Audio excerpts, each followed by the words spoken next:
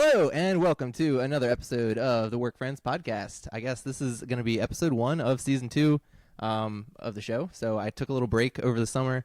The kids were on break, so now they're back to school. So I guess we're starting back up again. Summer's coming to an end, so but that's okay. I don't know why I'm making it sound sad. Our show is back. So anyway, thank you all for tuning in. Today I am joined by our friend Jace. So Jace is a retired retired, right?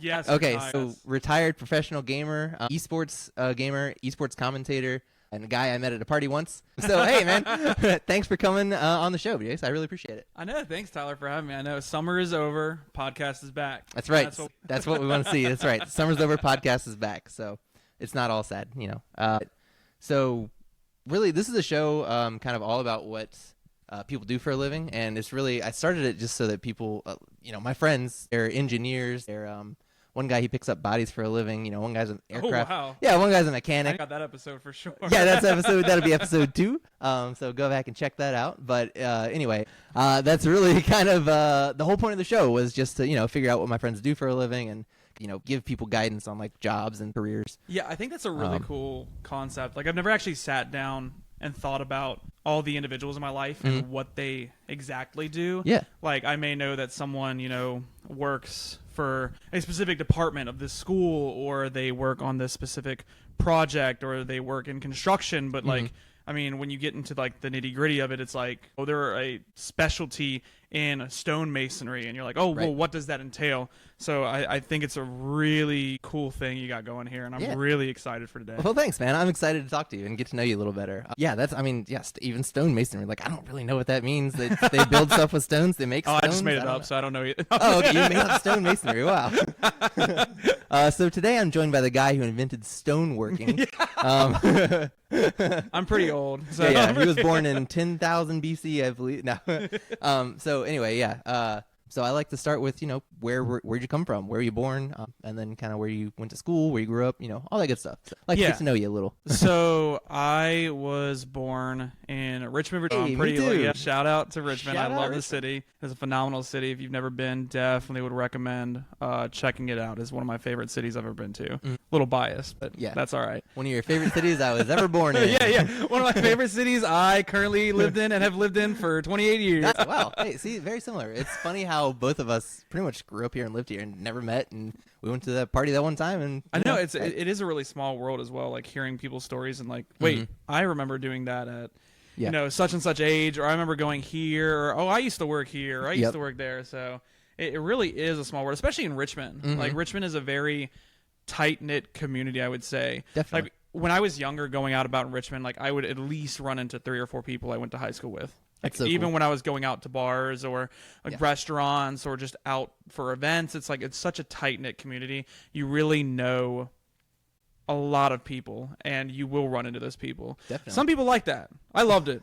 Some people don't want to run into anybody they know. True. Yeah. Some people, hell is just everyone they went to high school with. And they keep running into them at the grocery store. It's like the worst nightmare. You just wake up and like everyone you went to high school with is at this party. At that party, yeah. It's and you have to catch up on everything in the last 10 years. But no, it's some people don't like that. That's true. But I mean, I'm with you. I like that. That's one of my favorite things about Richmond too.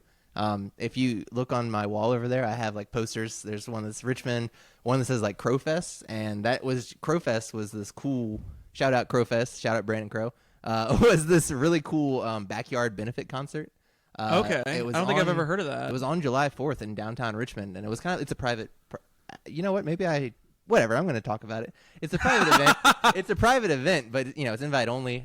But it was really cool. Like it was really close. It was probably about 200 people. This little close knit community of like musicians and that's people, so cool. Yeah, people in like I think some people in like healthcare, and then it was for. I feel like you're gonna kill me if I keep asking questions about it because we gotta keep it on the DM. No. So, it's totally fine. No, I mean, I was gonna ask like where was it? How many people were there? No, I think I can talk about it. I mean, it's it's a private event, but it's not like a secret private event. Gotcha. Okay. People know about it, but anyway, yeah. Crowfest. It was pretty good, and then there was tons of musicians there, like J. Roddy Walston. Do you remember? Have you ever heard of him? Sounds familiar. Okay, Ricky Racky. There's tons of like local Richmond bands. Okay, yeah, gotcha. Yeah, that's the other thing. So it was great, but anyway, back to you. Yeah, I like Richmond. We had to have a little Richmond segment. Yeah, Richmond is amazing. So, cool, man. I'm glad to know that. But I was born in Richmond and then quickly did not exist in Richmond. I went to Hanover. Oh, okay. You moved. So I have to tell people I'm from Richmond because gotcha. when you say, suburbs around here, it's like, oh, what is that suburb? Where is that at? So I was born and raised in Hanover, Virginia. Which is, I would consider more like of a rural area in comparison. Yeah. Like, I wouldn't consider it extremely rural. No. I'm sure you're familiar with Hanover. Like I believe that's where friends of ours live. Okay. It's like north of the city like northeast of it. Okay. So definitely like a more rural area. And I grew up, lived my whole life there. Went to high school there. Went to, it's now called Mechanicsville High School. It was formerly known as Lee Davis High School. Okay.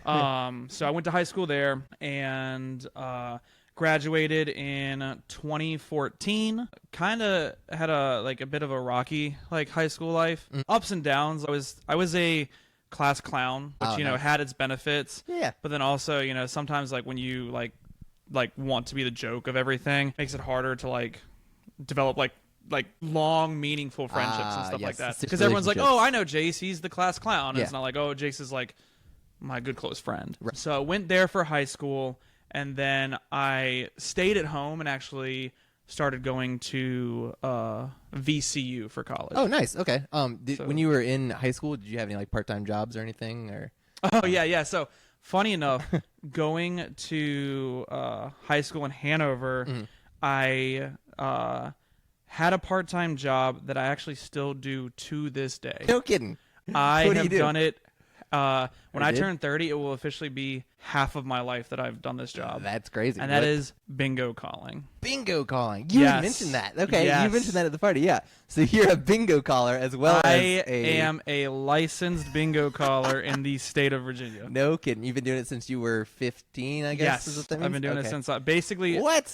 As soon as I got my learner's permit and could drive places or my license when I turned 16, I have been calling bingo. That's incredible. And that has been my part-time job for, almost, we're reaching 14 years now. How did you land that sweet ass gig? What? How did you get in with the bingo? It was definitely people? A sweet one because for real, I'm not when joking. I was younger, I could avoid working at and obviously I don't think there's anything wrong with this, but I knew myself that I did not want to work in retail or food industry. No, hell no. Because I know how rough it is. Yeah. I know a lot of people that do that, and it's very hard dealing with the general public. And as a guy who worked in retail multiple times, it's not for the faint of heart. It is hard. Yeah, it's difficult. And I mean, although you will say bingo calling, I do work with the general public. Sure.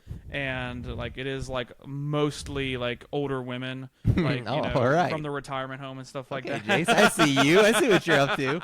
You sly devil. Never worked out, but but so you do work with the general public, but it's not the same kind of dynamic where I'm behind a counter.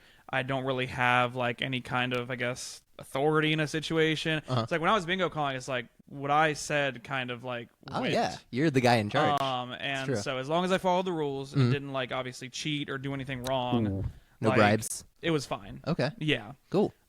Which it's already some ladies still think I mean, when people when you get into something that's gambling adjacent, which I mean, I would consider it gambling, but the state law dictates that it's not. How is it? Well, whatever. Maybe state law dictates that it is, but as long as the fundraising is for a charitable organization, okay. That's how they get around it. I bet that's that's probably what it is. And back years ago, yes, because you'll see it for high school programs. My old high school program, that was one of the ones I used to call at. Okay. All the funds would go towards their athletic program. Your old okay, so is that how you got involved into it? Yeah, we're gonna get there though. Okay. Don't worry.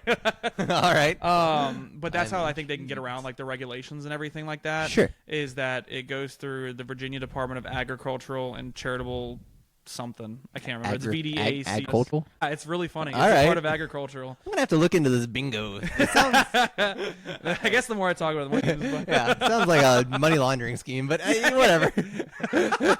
How do you think I money laundered all the gaming money I made? I knew it. But I actually got into it because my parents are big bingo players. Okay. Ever since I was younger, they played bingo. They do enjoy going to like one of the things they would do on cruises is they love to hit the slot machines and stuff like that.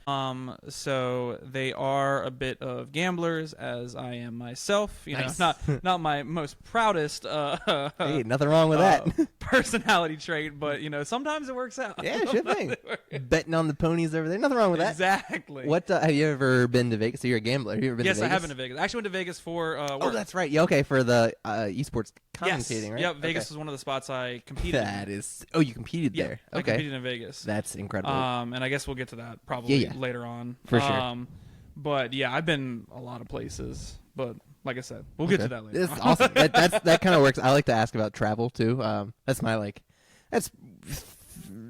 second or third on my list, my long list of hobbies is travel. Oh, I love traveling. Yeah, that always ends up. We always talk about that on the show too. If you ever have the privilege or the finances, or like if you were ever able to, and it's not like a burden financially or anything like that, highly recommend people travel. It's like it changed me so much. It made me kind of understand more things about myself and other people and my friends. Like, I don't know if I would be the person I am today if it weren't for the opportunities I was blessed with. It's awesome. Yeah, I mean, I can attest to that too. I would highly recommend, if you can, to definitely travel. Yes. Yeah, I'm with you 100%. Yeah. So my parents, being big gamblers, and I was as well, unfortunately.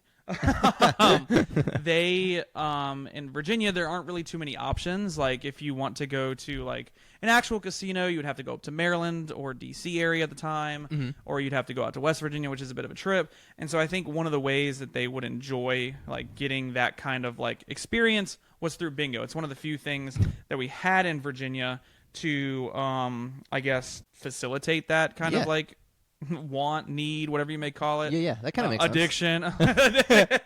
And they started by playing bingo. They've been playing bingo since I think they were probably my age now. Really? They were playing bingo before I was born. Oh my gosh. They loved it. They still do it to this day. Oh man, how old are they now? They're, let's see, my dad turns 60 next year. Okay, so roughly 30 some years, yeah. Wow. Yeah, they had me I think I want to say a little bit later in life, I guess, for that age and time. I think most of the time it was probably early 20s when a lot of people were having kids. Nowadays, I think it's people more our age, 30-ish. Oh, I 30 completely plus, agree. I hopefully. know because Taylor and I have talked about having kids, and we're like... I was going to ask if you had any. Okay. No, I currently don't. I love kids, and I can't wait to have them, but I also will wait to have them. Yeah, definitely. For the time is right. I mean, we still got to get married and stuff. That's a whole other conversation for another day. But I think it's more acceptable now to have kids in your early 30s to even mid to late 30s. I hope so, because I don't have them yet. And I think it's a good way of, at least for a lot of people in their lives, going about it, having kids at that point, because it just means it's a couple different factors, like financial stability and then security for your kids. And so they had me a little bit later for the time in life. And they were playing bingo, I think, since they were my current age, 28, early 30s.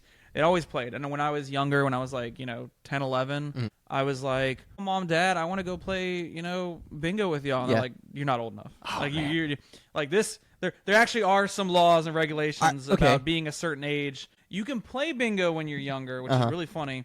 But there are certain aspects of bingo that you can only do if you are 18 years or older. Like win money, I'm assuming? No, so you can win money as a kid, which is the funniest part to me. What? There are things that are sold at bingo called instant tickets. And I don't know if you've ever been to an Elks Lodge or a Moose Lodge or any of these social quarters. Once for a bluegrass concert. Gotcha. But not a bingo, unfortunately. Gotcha. So. Oh, and a Pine Word Derby one time. I got to ask about that later. Okay. That might have to be off the podcast.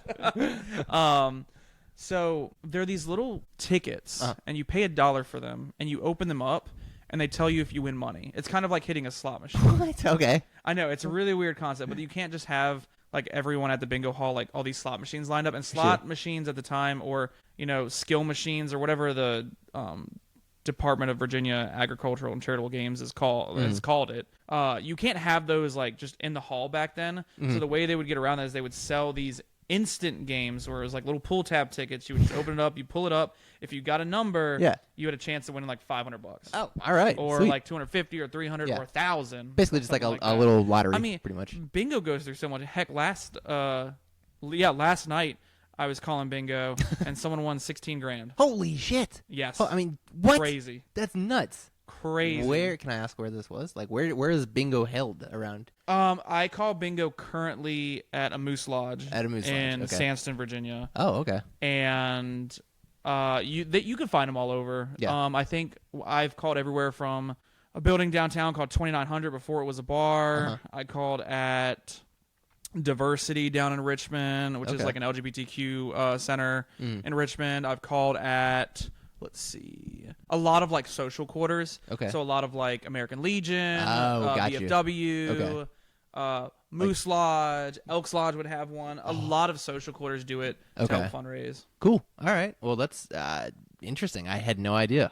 Is it do you just go? Is it like a company that you do it for, or is it just you go in there and set up a lot bingo? of times it's I kind of would be considered a contractor in the relationship. Mm-hmm. So someone would ask me as a licensed caller to call their bingo game. I see. So, for instance, at Sandston, I work with the manager, and she just contacts me, and she's like, "Hey, can you show up Sunday and Tuesday to call bingo for us?" And I've been doing that consistently now for at Sandston for about 3 to 4 years. I would say it's 4 years now. Ever since COVID started to loosen up some of the restrictions. Okay.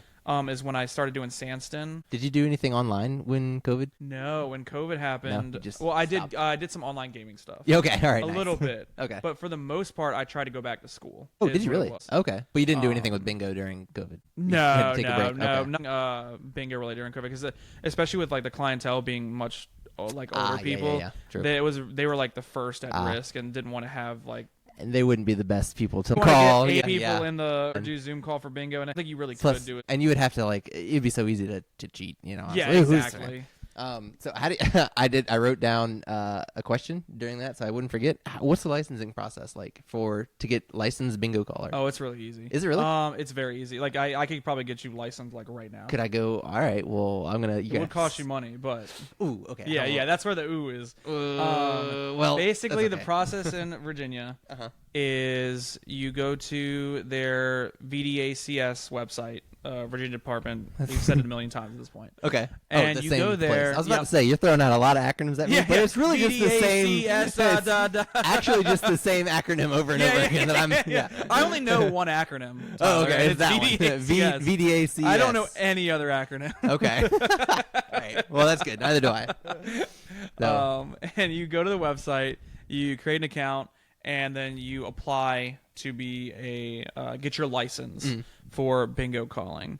And you fill out a survey that's basically have you ever committed any kind of crimes against the state? Have you been, especially ones with money, so it'll ask you things like, have you been found to have caught stealing money in any capacity? Are you a convicted felon in the state of Virginia? Just things like that. Gotcha. And then you give your information. They say, oh, here is 2 PowerPoints on some of the rules and laws that you'll need to abide by for calling bingo. And they're really short, really easy. And a lot of them are just kind of, not necessarily the law parts of them, but some of them are just in between each number, you should wait approximately 10 seconds. Kind of giving you a guideline as to how to do it. Yeah. You sign that you read those, and I'll be honest with you, don't know if I should be saying this, but I definitely have not read those PowerPoints since I first started. And nothing has really changed. So. That's funny. But you read those PowerPoints that they have, and then you agree to a background check.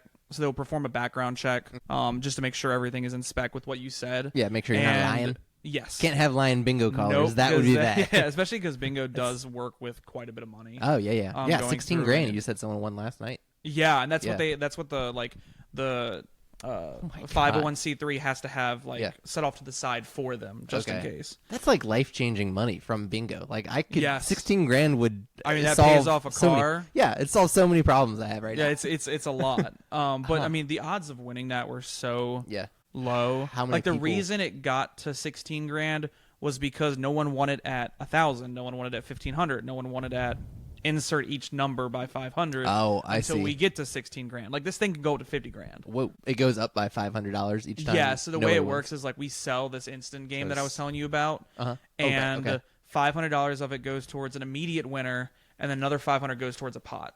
Oh, okay. And that pot just progressively increases. We call it like a progressive game. Gotcha. Okay. Wow. That's crazy. So that was bingo. So you still do bingo to this day. That's like your part-time gig. Before bingo though, we were talking about like high school, and then you were kind of talking about into like after high school. What'd you do then? That's when I kind of cut you off and we started talking about bingo. So steer us right on back. Yeah, so my parents got me into bingo because found out that I could make money calling bingo. So that became a part-time job through high school and college. Oh, actually, do you mind if I ask you one more question about bingo? Yeah, go ahead. How do you get paid from that? Like, do you get a percentage of the winnings, or no? So it's actually state regulated. Okay, so it's the like an state hourly. has set a set amount that after each session you can get paid up to that amount. Okay. So each session of bingo I get paid a set amount of money, and then I have to take it upon myself to pay the taxes later. Oh, okay. Kind of like a contractor thing where it's like gotcha. if you get contracted to do something and you get paid like X amount of money, I see. you then get what's a 1099-W or whatever it is, something like the that. Miscellaneous thing that you would file on your taxes if you've ever gotten money through like some kind of like additional like contract work or whatever. Yeah, something like that. So it's state regulated, so I can't get paid like hourly or anything like that. It's literally just a flat rate. Okay. All right. Well, hey, that's not too bad. Something. Anyway. Okay. So I cut you off again. We were talking about after high school. What did you said your parents? You got into bingo, and after high school, what was your plan then? What were you doing? Yeah. So after high school, I knew that I was going to go to college. Okay. And at the time, I had really, I kind of thought about it, like, what did I want to do with my life? Did I want to be in the healthcare sector? Did I want to be in education, law? I wasn't really sure until my senior year of high school. I kind of said that, like, I want to go into healthcare. Okay. Specifically, at the time, it was either going to be anesthesiology or a clinical pharmacist at a hospital. Nice. My sister's a pharmacist at she went to VCU as well. Oh, really? Okay, yeah, that's cool. And she's in let's see. She went to University of Tennessee earlier this summer. She got an internship out there. But, oh, nice. yeah, That's awesome. Good for her. Congratulations on that one. That's so cool. Yeah. So you were planning on being a pharmacist or anesthesiologist? Yes, it was one of the two, and I narrowed it down to clinical pharmacy. Because friends of the family, one of our really good friends, she was in the pharmaceutical world. Okay. And she had some connections, and it was also something that I could, rely on when I was going through school and college to help me out if I needed guidance. Yeah. Because she was pretty high up in the world of, like, I guess, pharmaceuticals in general. Okay. And was she at VCU already? No, she is up in Pennsylvania. I don't think she does technically pharmacy and pharmaceuticals anymore, but she works adjacent to the healthcare sector. Okay. I believe she works in vaccine science now. Oh, nice. Okay. Like me, I work adjacent to healthcare, but I do physical therapy. Therapy, yeah. Not nearly as cool as like pharmacy. No, I think physical therapy is great. Thanks. It's Yeah, so me too. needed. I mean, anything healthcare cool. related is just so important. I mean, there's so many jobs out there that are just so crucial. Definitely. So with that, I decided that pharmacy was where I wanted to go. Okay. But actually, funny story about pharmacy. And is your sister planning on being a clinical pharmacist? Or retail pharmacy? Do you know? No, yeah, clinical. It'll be clinical. Okay. Not retail. For good, sure. because that's going to make this story not sound as bad. Okay. I also, again, me too. By the way, we have so much in common. I also at one point wanted to be a pharmacist. Really? I didn't know retail, clinical. I didn't get that far into it. Oh, gotcha. I I worked at like a Walgreens, like I was saying earlier. Yeah, because you were a farm tech. Yeah. I worked at a Walgreens, and then I decided, I was like, this is not for me. So, So luckily, I decided not to do that. But my sister, she saw where I didn't want to go, and she was like, "Yeah, I'll do that." And so, but she's doing clinical. She's clinical pharmacy, which is what I wanted to do at the time. And just a funny story about that is that I remember getting some of my shots done to go to VCU, and I just graduated high school. I had just done like a little fun internship kind of thing at a hospital system, and just to kind of see what clinical pharmacy was like. And in doing so, I get there to this CVS, and It's like this grumpy guy behind the counter, and he's going to administer my shots. And my mom and I think my mom went with me at the time, and we were talking to him, and I was like, yeah, I really want to go into pharmacy. I'm excited. And he like looks me dead in the eye and he goes, "Don't."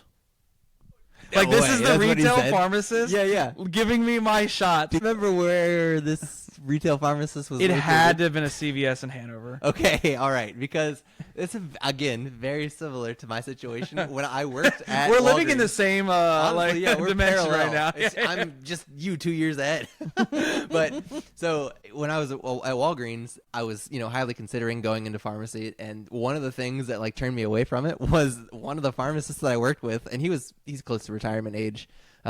His name was Phil, I believe. But anyway, he was probably like mid-60s. And he was getting ready to retire, and I had just come on, and I was like, man, Phil, I want to be. I thought he was cool. He was a cool guy. I mean, he was cool. Yeah, but I was like, man, I want to be just like you, Phil. He was funny. I was joking around with him, and he looked at me dead serious and was like, brother, do not go into pharmacy. If you're going to be retail pharmacist, I hate this job. It's not worth it. That's basically what the guy told me too. And I was like, okay, well, I'm terrified of wasting the next 4 years of my life on something that sucks, so never mind. Thanks for that. I'm telling you, shout out Phil. Phil is cornering the market right now. Yeah. He's preventing everyone from becoming a pharmacist, so he's the only one left. He's going around to each like pharmacy tech and be like, hey, there's millions of pharmacies around the world with a Phil. They're all Phils. Conspiring. Yep. It's the big pharmacy union. Yeah, it's all, you got to get in the club first before you can start telling people not to become a pharmacist. I'm on to you, Katie. But anyway, so you were thinking about being a pharmacist as well. Yeah, so that didn't stop me. Yeah, okay, yeah. I went into I applied for Shenandoah University and VCU. Did you as well? Yeah, I did. That's too. So funny. Of course, I did too. And then I saw the price of Shenandoah University. Yep, same. And I went, I'll stay at home and go to VCU. No, smart thinking.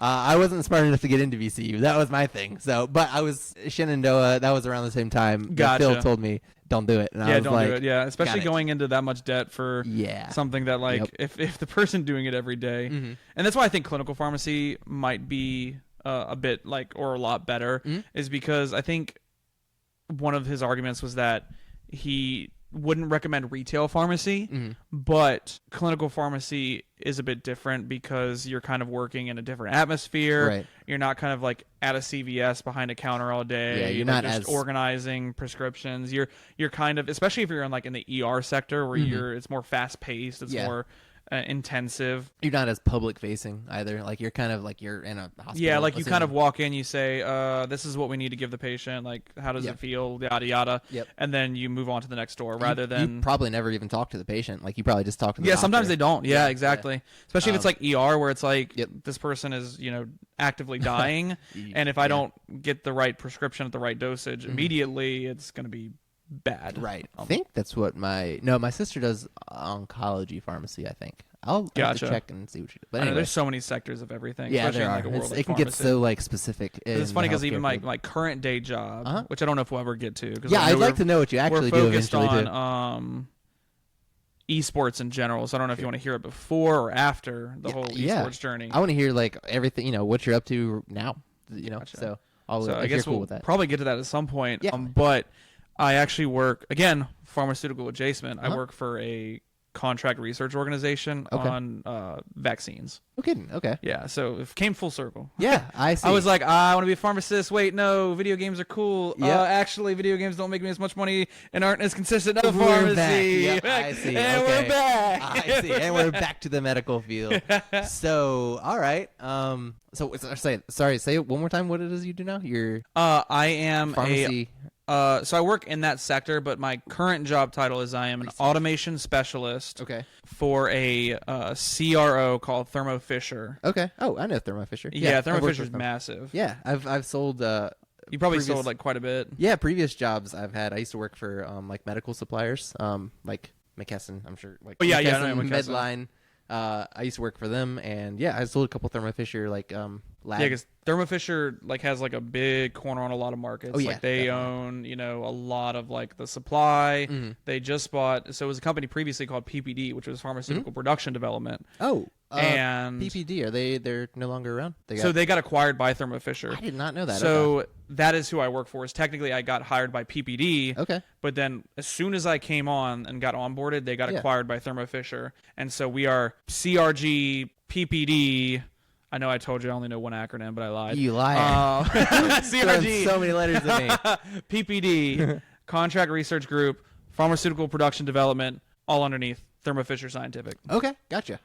Cool. So you're still pretty healthcare adjacent and still kind of doing like what you originally set Which out wasn't to the do. original plan. Yeah, the plan originally. went left, it went right, You went up, it went down. all over. So I still call it bingo. Yeah, you still call it bingo. Bingo's still in there somewhere. School was involved also, which I honestly I didn't know you went to school, so I had no idea. I didn't know what you're up to. Yeah, so I guess let's try and figure out how you got back to full circle. Let's figure out your whole journey from I guess college and VCU and all that. So you shifted your focus while you're in school. So I originally went to school for pharmacy. Okay. To become a clinical pharmacist. I Sure. went to VCU and I stayed at home. And did you go all the way through the pharmacy program? Did you? So I started basically my undergraduate. I actually Gotcha. never got to the pharmacy program. I hear you. Okay. And that's where the story kind of takes the turn into how I got into esports. Okay, that's what I want to hear. Let's get I know into that's it. the nitty gritty. Yeah, and I will get a little serious for a moment. I know we've been joking, but how I got to esports is like very serious. Okay. Well, so this seems like maybe a good spot then for a quick break.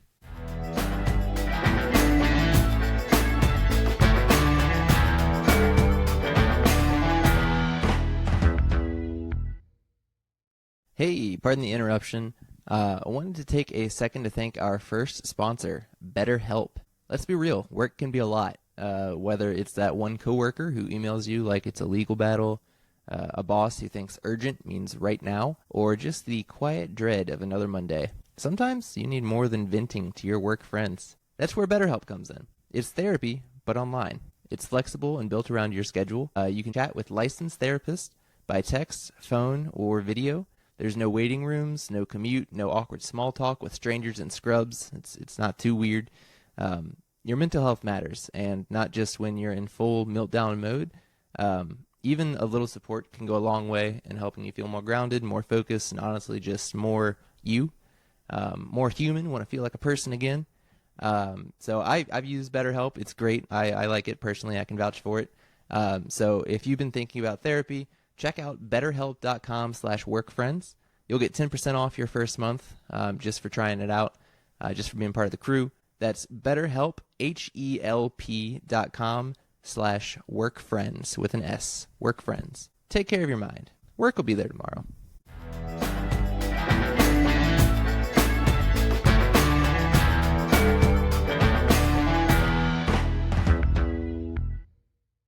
And we're back. All right. Sorry about that, folks. Had to take a quick pee break. But yeah, we were back. Jace was just about to get serious. So I'm gonna get a little serious here for a second. Okay. So when I started at VCU, all through high school, I'd never really hit a wall in my life. Okay. And getting into college and taking courses like organic chemistry and some of the big ones. It's a tough one. Yeah, they kind of were the wall I first hit. Okay. And then there was some other stuff going on in my life that I won't go into too much detail about. But when all of this happened, it was the first time in my life that I had failed courses. Okay. And I didn't know how to deal with that. And so, growing up, even being the class clown, I was always, not straight A's, but it was always A's and B's. Sure. I had a really good GPA through high school. Not getting F's. I was top 30 in my class. That's pretty good. Pretty good stuff. But Yeah. then I hit college, and I never had to study in high school. I never had to do any of this. Hit college. I remember with my friend at the time pulling an all-nighter for the organic chemistry exam. Ooh. And I was like, oh, this was rough. But I took the exam, and I went, I think I aced this. And I used to be a little arrogant and cocky, and I hated that about myself now. But you get older and you learn. And I remember pulling the all-nighter, studying 8, 10 hours straight. And you felt good. I felt good. I was like, yeah, I'm that guy. Those are the worst ones. I get my exam back. There's 47 on it. Devastating. First organic chemistry exam. That was the first one, too. Yeah. When I tell you, after that semester, I'm pretty sure I failed organic chemistry. And I think I got a C in another course. Failing organic chemistry sent you over the moon. It sent me over the moon, along with there was a lot of other stuff in my life, like some financial struggles and relationship problems and not having really close friends around me. So unfortunately, when I hit this wall, I started to fall into like a depression. That's understandable. Like a pretty bad one. All that will add up. It'll pile up on you. Yeah. So, straw that broke the camel's back kind of thing. It was. And so instead of what I feel like people should do and like addressing their emotions, maybe seeking help through like mental health help through like a therapist or something like that, I decided that it was a fluke. That I was just going to go into the next semester. That one fail, that class. Yeah, it was a fluke. Yeah, it's like I was like, it's hard, but it was a fluke. Like I hit this wall, but there's no wall that I've never overcome. Right.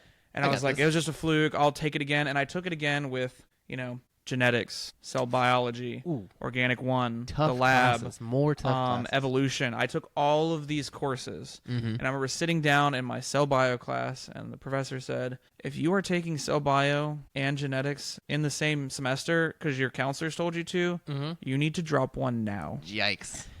And this is while you're also retaking organic chemistry. Exactly. Yikes. And I, again, give me flashbacks. Like I'm having a rough time over here. I remember this. You probably took like all like the similar courses. Yeah, cell biology, genetics, evolution, organic chemistry 1 and 2. Yeah, and I took sucked. They were awful, and I took a lot of those in the same semester. And I told myself, through other stuff like finance and stuff, I was like, I'm gonna get through this semester. I'm gonna make it.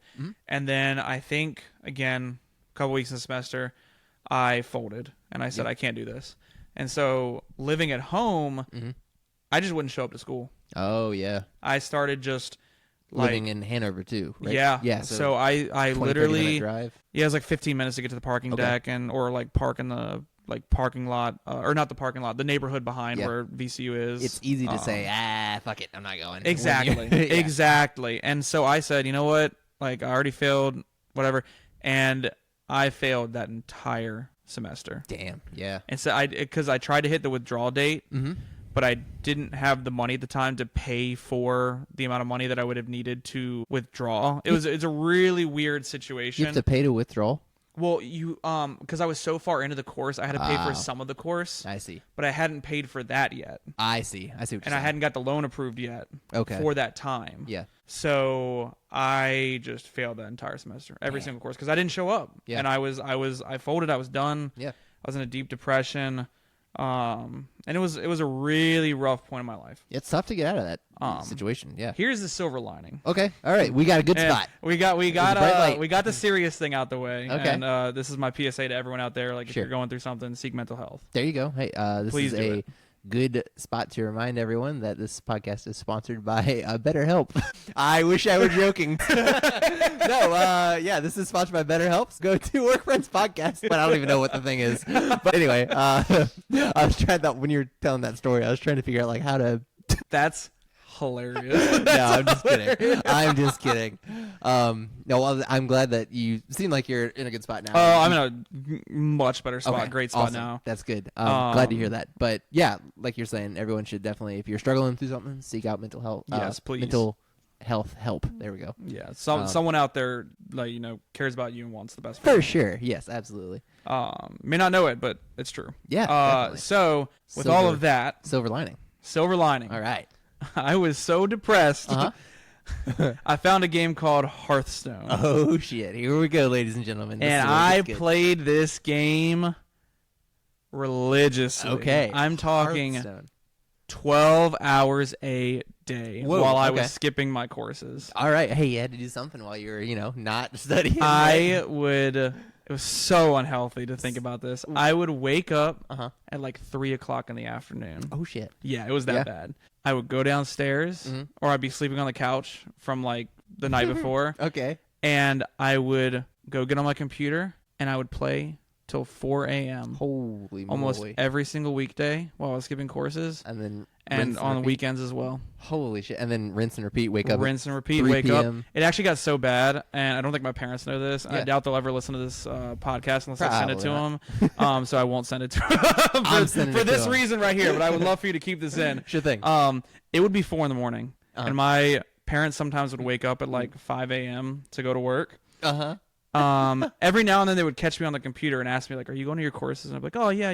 Sure, I'm just studying or whatever." Late night studies. Most of the time, we have 2 staircases in our house. Okay. I would purposefully hear them get up, immediately shut off the computer, run up the back staircase, and wait for them to hear their car start up before I went into my bed. Oh man, I would hide. I would hide, outmaneuvering them because I was lying to them, and I felt like I didn't know.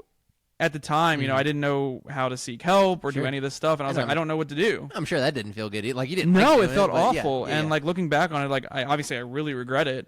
But in the moment, being like 19 years old, not really understanding or dealing with any of these things. I'm not going to school. I'm playing Hearthstone. Yeah, exactly. Yeah. Well, in all of that, I played so much Hearthstone. Okay. That I got really good at it. Really, really good. I'm talking like disgustingly good at it. Okay. And the first time after doing all of this for probably like half a year at this point, I decided to try and qualify for a tournament. Okay, so this is half a year, about a semester. Or so. Yes, the semester I failed. Okay, sure. Yeah. Gotcha. And I got so good at it, I qualified for a tournament. Whoa. A major tournament. Yeah. And won it. You won the tournament. Yes. Okay, so you qualified for a tournament and then you won it. And just because I'm not too familiar with it. Yeah. And then for anyone listening who doesn't know, can you describe Hearthstone a little bit? For what kind of game is it? I'm not really familiar. Hearthstone is World of Warcraft or Blizzard Entertainment's IP for a card game. Okay. So, all the characters from World of Warcraft, they created essentially a card game that was all digital. You can find it on your phone. It's actually it used to be at least one of the biggest phone games at the time. Yeah. And I've heard of it. I've just never seen anyone play it. Very similar to Pokemon card game, Gotcha. Magic the Gathering card game, Yu-Gi-Oh card game, pick your flavor. And if you've never heard of any of those, I guess the next thing I would relate it to when I talk to, especially people who are older that don't really understand the kind of the cultural significance of all that, it's kind of like poker. Like poker, okay. Not exactly, but it's a card game like poker. Best hand kind of wins. Sometimes, there's strategy to it, bluffing or showing your hand or whatever you may want to say about poker. Yeah. Running statistics, numbers, what are the odds they have this? What are the odds what are the odds I draw this? What are the odds that the flop is this? Running statistics and numbers in your head. Okay, certain things beat certain other things. Yes, exactly. Like, for instance, in a game of Hearthstone, let's do the poker analogy. The poker analogy might be that I have ace-king suited. Okay. And we haven't even seen a single card on the board, but I know my hand's really strong, so I'm going to raise a lot of money. Yeah. But then my opponent raises even more money. Oh. Well, now I'm like, if they're raising more money than I am and I have ace-king suited, they probably only have a couple hands, and that's ace-ace, king-king, queen-queen. Right. Do I think I'm beating those hands? If I do, I keep going. If I don't, I stop. In Hearthstone, the analogy would be, okay, this is the game state and the situation. I've got this going on. I know my opponent plays this card. Do I ever beat that card? If so, I need to play it that way. If not, I'm going to play like they don't have it and hope they don't have it. I see. Okay. So it's really running the numbers. A lot of strategy, a lot of some guesswork. And yes, especially in card games where there is an inherent luck factor. Okay, yeah. Like, for instance, sometimes I've played for a lot of money, and if my opponent draws a specific card, they win the game.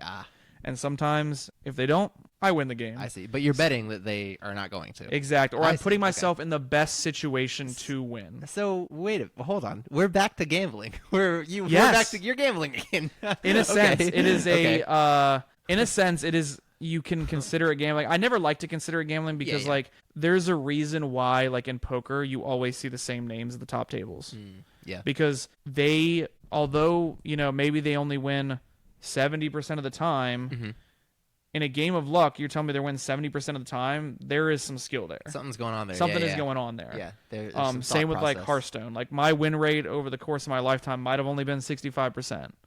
But if you good. think about it in the sense of a luck game where everyone should win 50% of their games because of how things work, it's like, why was I winning 65? Right, because there's some kind of thought some process. kind of like edge to be gained in skill. I see. Okay. Same with poker. There's same a exact tactic reason to why it. you see the same, like, I don't know if you're familiar with poker names, like a little bit. Daniel Negreanu and Phil Ivey and all these kind of names. I'm trying to think of I only know Brunson. Dan Bilzerian is the only one I know. Oh, Dan Bilzerian. Yeah, the only one I know for a reason that I will not be explaining. So they're like constantly at these like top tables for a reason. Okay. Well, I got really good at like, crunching the numbers in my head and figuring out, the way to win the game, basically. Sure. Because obviously the goal of every game when you sit down or you play it is what is the most efficient way to win this game. Ideally, that's what strategies are for. That's what metas are and stuff like that. If you're not familiar with a meta, it's kind of like what is good. Okay. Like, for instance, in football, there is a reason why you have a certain amount of wide receivers, a certain amount of like running backs. I know there are like regulations behind it, but also like there's a certain reason why you set up the field you do for a blitz, or you set up the field, and there's like metas around why things. You put like a certain, say someone's a really fast guy, why you put that guy in running back position versus why you'd put him on defense or whatever. It's something like that. Maybe football was a bad example, but another good example would probably be something like when you're playing a specific video game. Let's say you're playing like a shooter. Okay. Like a what shooter do you like to play? CS:GO, Call of Duty. Okay, sure. Call of Duty. In Call of Duty, you know that there are guns that are better than other ones. Okay. You know that if you're trying to win the game, you are going to maybe equip the M4, and you're going to put these specific specs on it because it is the most efficient way to win the game, or beat your opponent, kill them, whatever phrase you want to use inside of the video game. Okay. Whereas you're not gonna play Call of Duty if you want to win and equip the riot shield, right, and then just run around because you're having fun. You're not necessarily trying to win. So there is a meta of what is the most appropriate things to do if you're trying to win. Gotcha. Like almost like a tier list. Like the M4 is A tier, but the riot shield is F tier. Gotcha. Okay. And Hearthstone had that as well, where it was like, this deck is really good, this deck is not as good. So it's like finding decks that are better than the others. Okay, I've got a comparison that I understand. So for a while, I played. Marvel Snap? That came out. Yes, I knew a couple of people that developed Marvel Snap. Yeah. Okay, really? Yeah, like Ben Brode and all them. I've met Ben Brode. What? That's crazy. Okay, he's a cool dude. Well, that was a great game that I played for a little bit. And if you look up there, like it's a deck building game, like it's a card game. I played it on my phone, but you can look up like meta decks, and it'll show you like you want certain play styles, and you can play this way. So okay, cool. Yeah, so you different strategies and metas. Yep. Yeah, so you kind of figured out like what metas worked for you, and yes, exactly. Like what kind of strategies I preferred to play. And then inside of like metas, you would also have choices in your deck that would counter the meta. Ooh. Or something like, for instance, I'm trying to think of a Marvel Snap explanation, but you built some defense in. Yes, like let's say that this specific card does really well in Marvel Snap. Okay. But you know that you could play this specific card that counters that card. Exactly. So you might start playing that card in more of your decks, but then people stop playing that card, so you change the card you play to counter the new card that people are playing. Okay. And it's kind of predicting where things are going and how ecosystems evolve within card games. It kind of also, the meta also kind of goes, like it can change with what's popular. Oh, it can change with like the drop of a dime. Updates to the game or whatever. Okay, cool. All right, well, that's good to know. I grew up with video games. Like, I have played them my whole life. A fun fact, video games taught me how to read. I don't know. What was your first video game? Do you remember? First video game. Gosh, I don't know. Probably had to be something that I don't remember on the N64 or the SNES. Like, I honestly don't know off the top of my head what my first like actual video game was. Maybe like Majora's Mask or Ocarina of Time. Like one of the Legend of Zeldas, because I do like that series. I see. But I could not tell you off the top of my head. Okay, I grew up with video games. I only ask just because they're such an important part of my life. Oh, trust me, growing up, and obviously yours as well. Love them. Video games taught me how to read. I wish I were joking. My first video game that I remember, I think, was Star Wars: The Phantom Menace for the PlayStation for the PlayStation 1, the original PlayStation. And it was this game. It was kind of like an PG almost. We had to like you ran around. I've heard of that one. Yeah. I don't know if I've ever played that one, but I know people talk about that one. Okay, it was pretty good. I mean, from what I remember, but I was like 4, I think maybe when it came out. So I was playing it, and I had to get my dad. You could like talk to people, and so you're Obi-Wan Kenobi or whatever. You're running around and you're talking to people, but I'm 4, so I can't read. So I don't know what they're saying. Oh, so he would help you read the kind of like dialogue options. Yeah. And then as, I grew up a little bit, like I turned 5, turned 6. I'm still playing that game because I love Star Wars. There's a Star Wars poster behind you.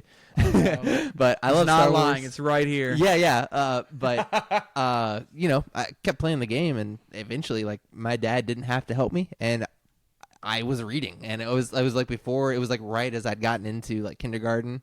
That age, so that's like so cool. I don't think it was really school. I'm pretty sure video games taught me how to read. So, and my dad, thanks, Dad. Dad gaming Star Wars. Yes, 3 people. Three of some of the most important things. Yep, for my ability to read. So, but I forgot why I got off on that. But I guess basically to say, video games are pretty integral part of my life. So it's you obviously a pretty integral part of your life. Oh, for sure. I mean, I've been playing. As long as I remember, I have been playing video games in some kind of capacity. Okay. Whether it be casually, competitively, even now, I mean, I still play plenty of video games to this day. I just love them. And it helped you out of like a tough spot in your life too, like with like depression. I don't know what would have happened if that didn't happen, because what I was going to eventually get to with that was like I got really good at this game, and I won this tournament. Yeah. And in winning the tournament, I qualified for basically like a world kind of championship tournament. Okay. And because the tournament I won was the America's Winter Championship. Okay. Meaning all of the best players in North and South America played against each other, and I won. The guy. The guy from the Americas. Insane. And in doing so, I then got to compete against the 4 best representatives from China, Asia Pacific, which would include obviously just any kind of like Japan, Korea, Malaysia, Asia Pacific area, Europe, and then the 4 best players from Europe. So there were 16 of us. Okay. Yes, so that adds up. Europe, Asia, Americas. Yep. And China. China was the other big like region. Okay. At the time. That had to have been so intimidating. It was. I had a blast. And here's why. Here's That's why. awesome. Yeah. They sent us to the Bahamas. What? That's where you were playing? All inclusive paid. Sent us to the Bahamas to compete in Worlds. Who's? Can I ask you? Who's? Well, all right. I have so many questions. Fire away. So what? This was all while you were still in school, right? In college, kind of. Yes. Technically, I was in college. Yes. Okay. And I was technically still enrolled after the semester that I had failed. Okay. Because again, I had the fear of like, I kept lying to my parents at the time. Understandable. And give me like a timeline, I guess. Okay. Yeah. So, spring semester 2016. Okay. I failed organic chemistry because I was technically a junior. Yeah. Then fall of 2016. I failed all of them. Never before. Then spring of 2017. By the way, I failed my fair share of classes, so don't feel bad. What was it? What's the saying? C's get degrees. Yes, C's get degrees. C's got that degree. So. Trust me, mine too. Yeah. And then coming back spring of 2017 is when I won the tournament in, I want to say, it was February of 2017. Okay, all right. I won. Basically, I won this tournament. I knew I was going to the Bahamas. So cool. My parents looked at me and said, "You're going to the Bahamas for a full week. What about school?" Because I was still enrolled. Yeah. They were like, "What are you going to do about your classes?" And I looked at them, and everything came out. I let them know about everything. Man. How did that go? It was a rough conversation. I can imagine. It was a rough because a lot of stuff came to a head. I talked they were obviously very upset, but I also think that they kind of heard my plea of like, I've been dealing with this. Sure. And I don't think they really knew how to understand that at the time because obviously different generations deal with mental health in different ways. Yeah, that's for sure. So I told them after I won the tournament and everything like that, I said, I want to give this a chance. That's what you said to them? Yeah, I said, I cannot go back to school. Yeah. I have an opportunity here. Definitely. I want to give this a chance. I won a tournament. I'm going to the Bahamas. I'm going here, yes. Yeah. And they looked at me, and they very reluctantly said, you have 1 year. All right. Right on. To give this a chance. They gave you a chance. 1 year's a good shot. Which is a good chunk of time. Yeah, good chunk of time. They're giving you a shot. And so and you had a shot. Like you yes, were good at this. Yeah. Yes, I immediately withdrew that like week from all my courses. Okay. And I paid the amount for that like semester or whatever it was. And hey, if nothing else, maybe you just needed a break. You know? Exactly. I mean, yeah. it's another big thing that can't be understated is like taking time for Yeah. yourself and like a break and to step away. I agree with that. Especially when you kind of compound yourself with constantly feeling like I have to be doing something. It's okay to step back. Definitely. You said you hit a wall too, so I mean. Yes. And then it kind of like stepping back, looking at that wall and seeing, okay, how do I actually traverse this? Mm-hmm. Like instead of just running straight ahead, because clearly that didn't work. So maybe I need to go over it. Maybe I need to go under it. Maybe I need to run at it faster. I don't know. You can't. Run at it fast. You can't Kool-Aid Man through every wall. But exactly. You can certainly try. So I gave it a chance, and I went to that tournament, and I didn't do as well in that tournament as I did. And it might have been because I was in the Bahamas and I just turned 21. Oh no! It was I was 20, but you could drink in the Bahamas at 20. At 8. Because you could drink 18, at 18. Whatever. And of course, we were at an all-inclusive resort with a bunch of gaming friends that I, made some like cool names and faces. Were you going like all by yourself? Did anyone get to come with you? Like, I went all by myself. Okay. Cool. I had to like get my passport expedited like literally immediately because they were like, "Oh, you won this tournament. We'll see you in the Bahamas in a month." Okay. And I was like, "Oh, I don't have my passport." I was like, "I need to go get this quick." Oh no. So I even went up to DC. I met and had like an interview or whatever with. You were like, "Mr. President, please, I need a passport. I have to go." Please. This is for the sake of our world. You don't understand. My parents gave me 1 year. If I don't get to play this card game. Yeah. Please. But anyway, so you got your passport and went down there. Got my passport, went down there, and then I think the one thing that I did extremely well is I just networked. Oh yeah, you met a lot of cool people. I tried to prepare for the tournament. I mean, I did okay. Like I didn't do bad, but like all my games went to game 5. I lost, or no, they were best of 7s at the time, so they all went to game 7. Yeah. I lost 3-4 they all went both to game times. 7. Yeah, wow, I lost 2 games that went to 3-4 7. Yeah, that's close. I mean, it was close, and it was a little rough because there was a lot of money on the line for that tournament. And you're playing against the 15 other best players at the time. Yeah, exactly. In the world. We were qualified for that event, which is like I wouldn't even dream of competing at that level in it video was games. Crazy. Yeah, or anything. And like afterwards, I networked with the some of the people that ran the eSports program at Blizzard at the time for Hearthstone. And I just networked with them, and then I tried to find like organizations that would sponsor me because I had this like big breakout. Yeah. And then throughout that year, I just would go to almost like every tournament I could. Okay. Some of it self-funded. Sure. Some of it through like organizational help. Wow. Or like some of it paid for by Blizzard. Yeah. Okay. That's incredible. So Blizzard was kind of who was backing, like you were like kind of sponsoring. Yeah, it all depends. Like when we get more into like the casting side of it, like when I did the commentary, a lot of that was through third parties or through Blizzard Entertainment themselves. Okay, neat. So technically, you could say I was like a contractor for Activision. Gotcha. So kind of like Bingo again, where you were kind of contracted exactly. out. Okay, neat. Which tax season sucked. Yeah, I'm sure. Let's be real. Tax season, man, because they didn't take any taxes. They didn't take any taxes out. Oof. When I look at the taxes and it's a couple grand. That it's hurts. Rough. Yeah, I've been there twice. Recently I moved back from Kentucky, and I bought this house in 2021, I think it was. But 2022, I moved to Kentucky for a few years, and when I was there, I rented this house out.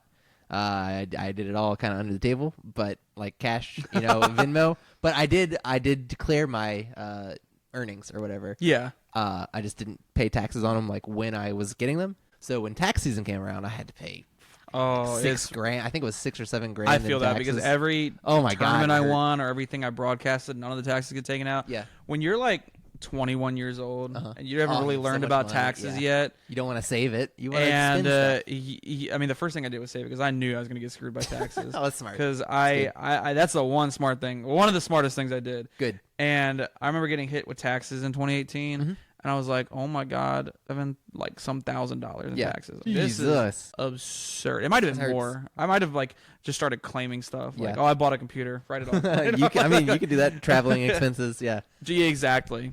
Okay. Well, That's good to know. All right, so you're traveling all around.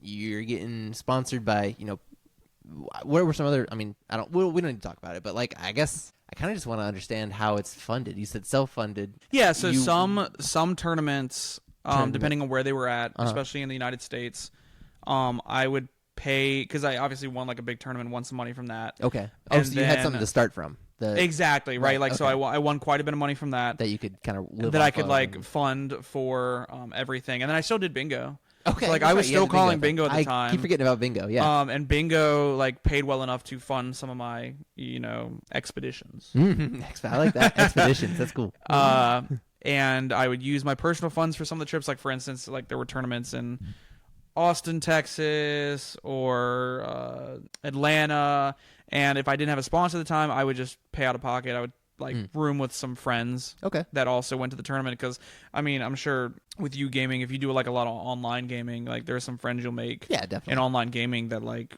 some of the closest friends in my life. Like, like when I get married, some of my groomsmen will be people I've met through Hearthstone. That's amazing. Like, which That's is awesome. incredible. That is incredible, yeah. And I would room with some of them. I would go to these events.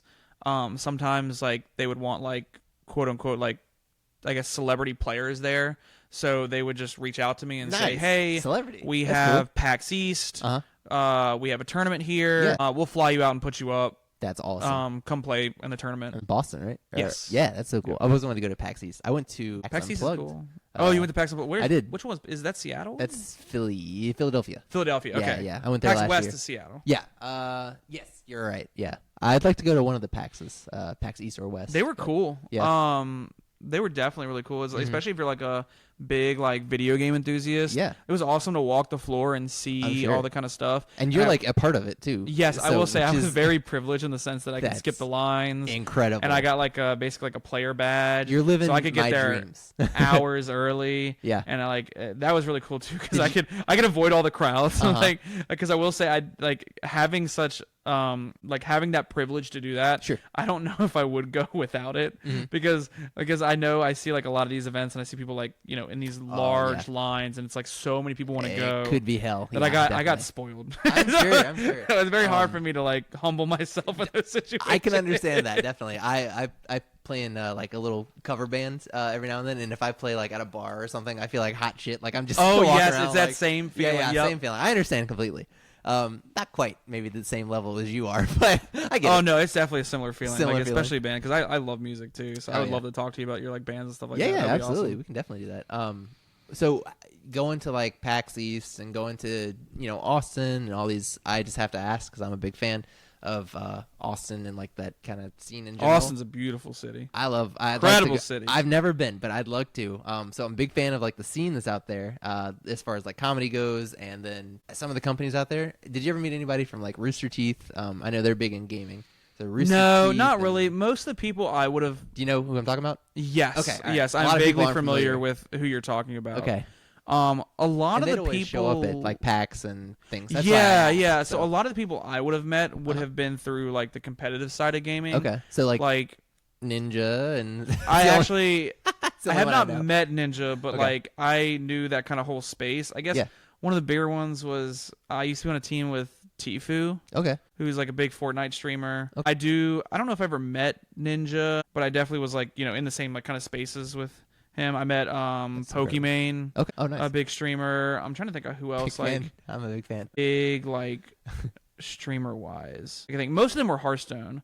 How familiar are you with like the whole Twitch atmosphere? And none at all. That's what I was gonna ask. Gotcha. I actually in like one of my YouTube notes, adjacent. My notes here says, "Can you explain eSports and streaming to me like I'm 5?" Gotcha. So. Okay, yeah, I definitely I can answer that now or when you want to get to it. Yeah, I mean, what were you gonna say with Twitch? I'm not too like I know what it is, but so a lot of the big names I would have known have been from Twitch. So like there's this guy named Disguised Toast. He goes by Toast.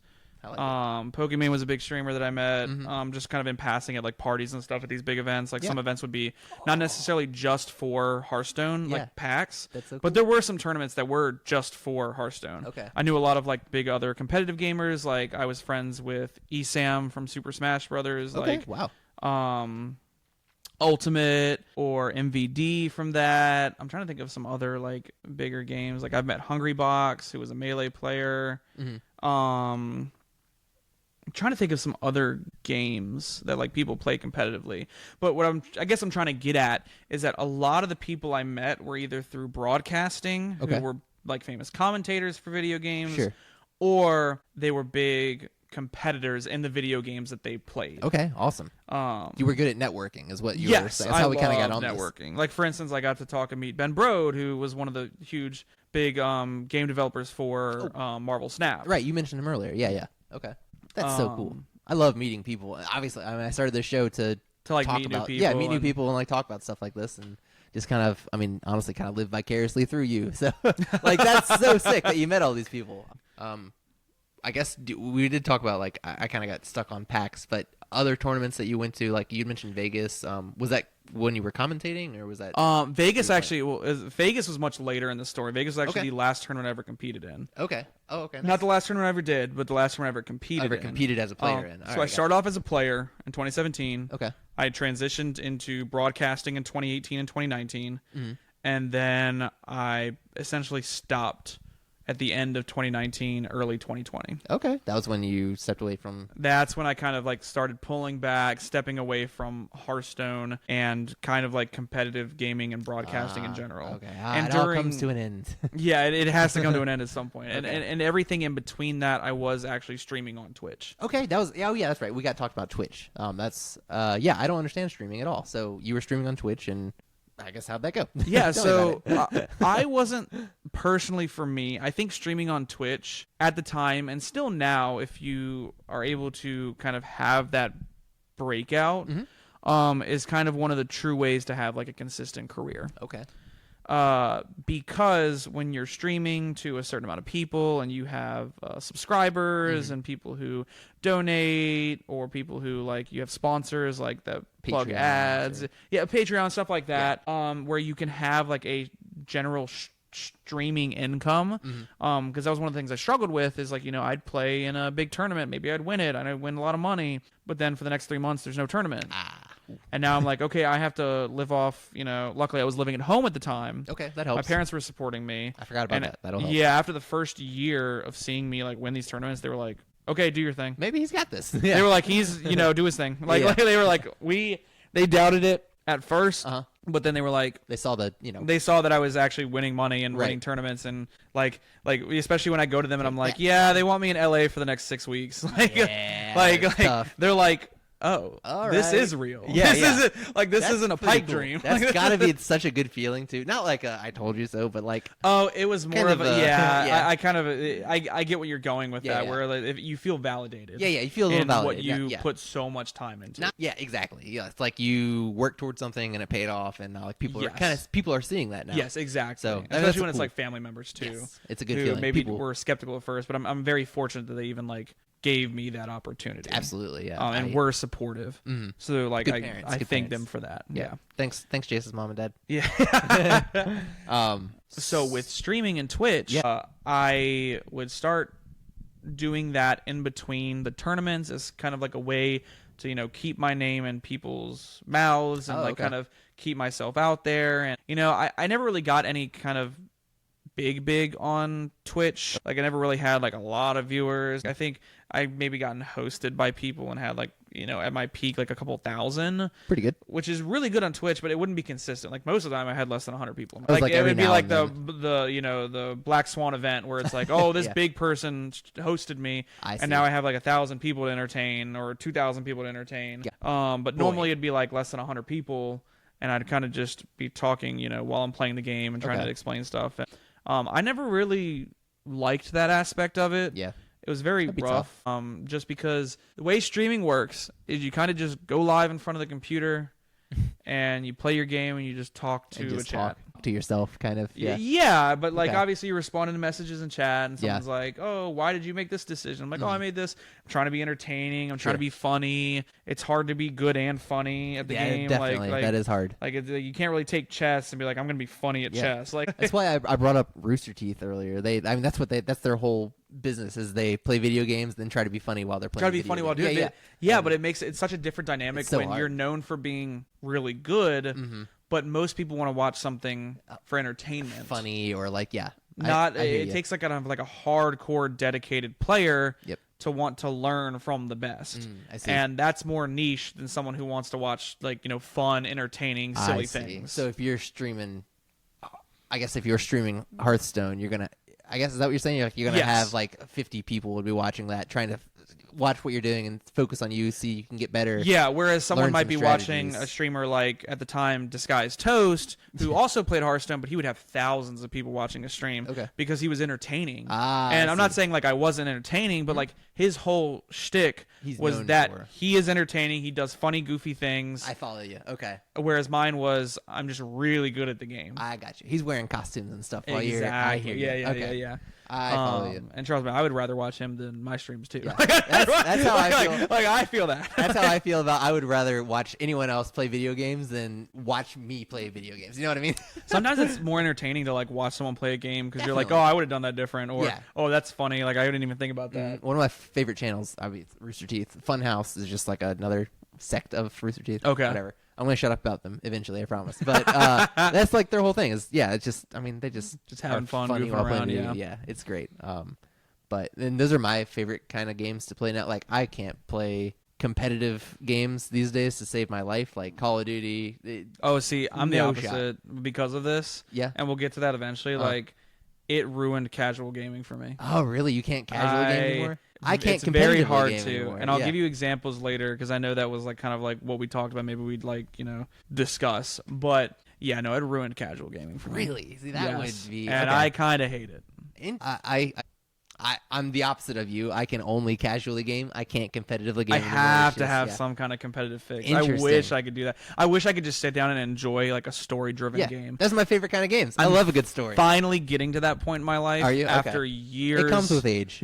Once you get to the ripe old age of 30, I played you'll understand. Expedition 33 the other day. Oh, good game. Phenomenal game. Yeah. Masterpiece. It's a great game. Yeah. Expedition 33, Claire Obscure. Yeah, or something Claire like Obscure. That. Yeah, masterpiece of a game. Good game. I'm playing Kingdom Come Deliverance 2 right now. Okay, so good. Is it good? It's probably one of the best RPGs I've ever played. I can't really. Stop thinking about it. Yeah, it's really good. But anyway, so we were talking about streaming on Twitch, and then so you did that for a while. I basically did that. I did it a little bit before I won my tournament too. Oh, really? Because I saw that a lot of like the good players were streaming, and I was like, oh, I'll do it for fun. But I only got like 5 to 10 viewers at the time. Good practice. Because and no one really knew who I was. Get your name out there a little. Yeah, exactly. And I started doing that. And as soon as I won the tournament, like I got more notoriety. I started to get more viewership, more people coming and chatting in the chat, which was cool. But it really wasn't for me. Like I wanted to be focused on the competitive gaming side of it, and I wanted to be focused on like maintaining being the best. You want to be good at the game. You don't want to entertain. Yes, exactly. At the time, that's what I wanted. Makes sense. Then eventually through competing, bouncing around between organizations, because I think that year 2017 I went through like 2 different organizations. One of them was like not great. Oh yeah. And the other one I think is still around, and they were good people. An organization called Space Station Gaming. Okay. So I used to be sponsored by them. Well, going through that, I eventually was like, wait, competing unless I like win every tournament, which unfortunately in the game is very hard to do. Tough, yeah. I mean, I did win like 2 major tournaments, got second in another major tournament in the same year. This is all the same year. Yeah. So I killed it. Like I definitively you're having a good year. Yeah. Yes, like maybe this is me tooting my own horn, but I definitively will say that I was at one point the best in the world. Toot toot. Because I won 2 major tournaments and I almost won 3, and I was one of the only people to make the finals of a tournament series, like basically back to back. That's awesome. I mean, yeah, which was unheard of at the time, right? Especially in like a luck-based game like Hearthstone is like. You were certainly one of the best in the world, and that tournament where you were like literally with 15 other best players in the world, it's luck, So there's some. Who knows? Yeah. I might be talking to the #1 Hearthstone player in the world to this day, right now. Definitely not. Well, people got way better than me. In skill alone. That 1 year section, though. Okay. We'll give everyone else a run for their money. 2017 or 18. Let's take that time machine back. That's right. What was when I went backwards? Ognib from Bingo. But anyway, okay, so. Sorry, I interrupted you again. No, you're good. So I eventually started to realize that, unless I was dedicated to streaming, which I didn't like doing, or I won every tournament, this was not going to be consistent. Right. I was making enough money to live at home, but I was starting to think, like, I want to eventually move out of my parents' place. Okay. Like, I don't want to, I want to grow up and, leave the nest. I get it. Yeah. And through that, I started networking again with more of like folks from Blizzard and third parties. Cool. And I found out that, I enjoy talking to a microphone and I enjoy being in front of a camera. Me too. And with that, I found connections to start doing casting and commentating. Okay. And one of the first events I did was actually a collegiate event.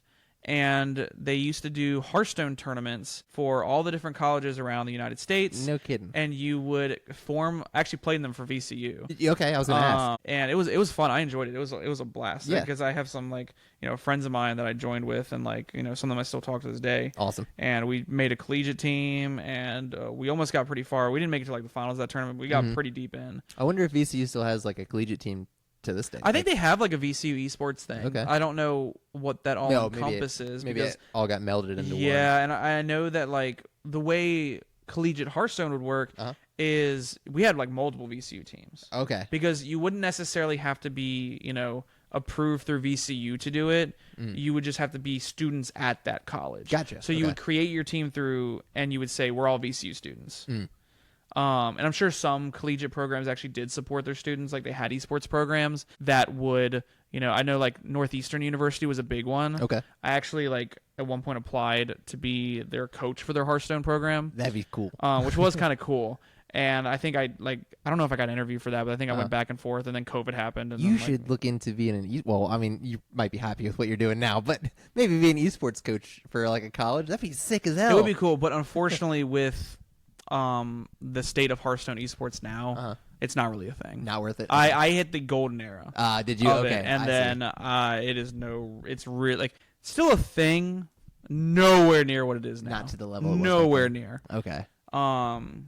And so I decided, you know what? I can't keep playing. People are getting, better. It's becoming harder competition. It's very stressful when you're if I don't win this tournament, I don't win money. Yeah. Or if I don't place in this tournament, I don't win money. Right. And I didn't want to stream, so I said, what can I do? Got connections. Collegiate Hearthstone was happening, and they actually asked me to be a guest commentator. That's so with sick. a good friend of mine now whose name is Cora. Okay. She actually works on the design team for Hearthstone now. Nice. Okay. So she's at Blizzard or Activision? Yes. Okay, so cool. she's a senior lead designer there Nice. on the game still. And she was one of the best commentators at the time. And so she was the color commentator. I was the analysis commentator.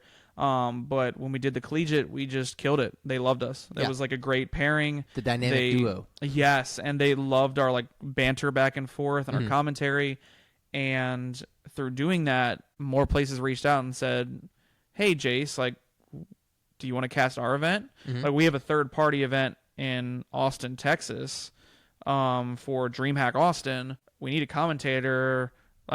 Will you do it?" And I would be like, yes, of course I'll do it. And they'd fly you out there. And they would fly me out there. They'd pay for everything. That's awesome. Room and board. Some days were long. Some days were 12 hours. Yeah. How old were you around this time? Can I ask? This would have been 2018. So, 7 years ago at this point. So I would have been 22, 23. Incredible. I know, especially being that young too. Yeah. It was definitely a guy's dream at that age. Absolutely. For sure. Fresh out. Yeah, that would be amazing. Yeah. So I just started traveling places, and I started commentating at all these different places. I started traveling around the world. They would ask me to commentate so many different places across Asia, Europe, United States, of course. And that became kind of my livelihood for 2018 into 2019. Okay, so you did that for 2 years, I guess? Yeah, 2 years, I'd say. Maybe a year and a half. Now, I think you told me when we first met that you had been sent to Japan to commentate. Yes, that was one of the places I commentated. Okay, was that probably the biggest trip that you got sent on, you think? It depends. I would say Japan was my favorite, but to run down a real brief list real quick, I've been to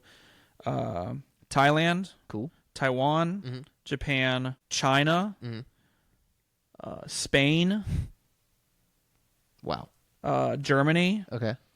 All all on like eSports commentating. Yes, or playing or commentating. Playing or commentating. Bahamas. Trying to think. Bahamas. Yeah. Yes, that was another one. Anything Canada. in South America? Did you go down there? No, I never. No? I almost went to South America. I Okay. almost qualified for a Brazilian tournament, but I think I got knocked out in the finals. Oh. Then Canada, you said? Canada, and then the United States. I mean, All over. gosh, you name a city, I probably commentated in it. That's cool. Yeah. For most part, Lots except for of like maybe the travel. Midwest. A Yeah. lot of travel. I mean, because back when I was doing collegiate, they would want me in the studio in Burbank, California, Okay. and I had to travel back and forth every week. I'd fly out Yeah. Sunday night, land in Oh, Burbank, man. go to the hotel, commentate Monday, Tuesday for the collegiate Hearthstone on site, and then they'd fly me back home Richmond Wednesday Man. for like 8 weeks straight. Did you ever think, like, did you ever consider living over there or anything like that? Or was There was a point in time where I Yeah. thought I was going to move to Los Angeles. I mean, you could do it professionally. You know what I mean? I mean, yeah. it's- So at the time when I was sponsored by Space Station Gaming, there was like talks and rumors that they wanted to do like a content house, and they Oh, wanted to wow. have like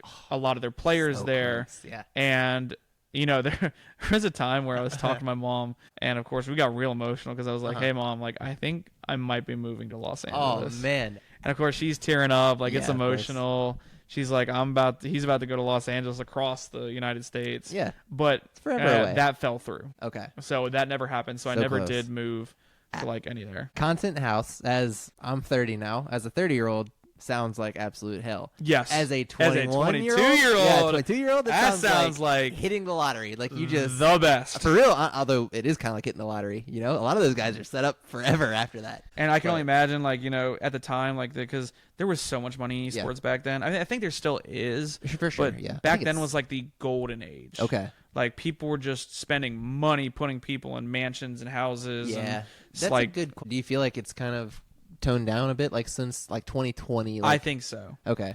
I think when COVID happened and like a lot of in-person events for a lot of games started to not exist anymore. Yeah. I think a lot of companies would use esports as kind of just a advertisement ploy. Okay. Yeah. So I don't ever think for Blizzard that Hearthstone esports was at all profitable whatsoever. I don't think it was. They were just, I honestly think they were hemorrhaging money. Probably. But it's a great tax write-off Okay. for their company to hemorrhage money like that. Sure. And it just advertises the game. Okay. I was gonna say advertisements. Like if you go on Twitch and you look at the big Hearthstone tournament and there's 50,000 people watching, someone who's new to Twitch strolls by and goes, "Why are there 50,000 people watching this?" And then they click it, they And watch then it for a they little bit, and they're like, "Oh, that's a cool game. I'll go download it on my phone." Now they got it. Yeah. They sell 2 packs, bam. Boom. That's wow. That's they've turned one viewer into $10. Yeah. There you go. It was Multiply that by 50,000. That was like money, money, money, money, money. but off the esports alone. Yeah. No way they were making money. Yeah. I mean, yeah. It's because it's just a tournament. I would Money. say I was gonna ask if there's like vendors that come to this. Like, are there like? Yeah, you would things like have that. like sponsors like, you know, like Secret Lab or these gaming chairs or gaming peripherals Okay. or an organization may pick up a Hearthstone player. That way they get their name out there. Like, for instance, Space Station Gaming at the time had no Hearthstone players. Yeah. And they had rumors of like a team-based competition in Hearthstone that Blizzard was going to put on Okay. that fell through. Oh man. So they picked up Hearthstone players thinking that they were going to have this and they were going to get funded by Blizzard, And then but it fell through. didn't happen. And I so see. shortly after that fell through, unfortunately, I was let go from Space Station Gaming because Okay. they didn't want to sponsor me without the benefit of having that team-based event. That makes sense. Because their whole goal... They were kind of building up towards something. They were building up towards something. They sponsored 3 players. 2 great guys that I used to play with. They were awesome. And we were supposed to be a team, and we were supposed to be a collaborative effort, and we were going to be on the team, and we were going to be like the stacked roster. Like these were 3 big players. The big dogs. Big dogs. One of the biggest in Australia, one of the biggest in myself in the United States, another massive player who just got off finishing top 4 in Worlds. Like it was Okay, wow. big roster there. Big names. And then when it fell through, they were like, well, we're not paying these players thousands of dollars a month to just exist. exist. Basically, Yeah, exactly. Exist for the And one not tournament do every anything. 3 months. Like that's Yeah. so I kind of rode that wave for as long as I could. And then you kind of saw that it was coming to an And they end, talked to me. They and- said, "Hey, we'll help you find another organization." I was like, "Hey guys, y'all been great. Like, appreciate it, but I'll start going commentary now." Wow. That was okay. towards the tail end of when I stopped playing. Okay. All right. And that was, you said 20.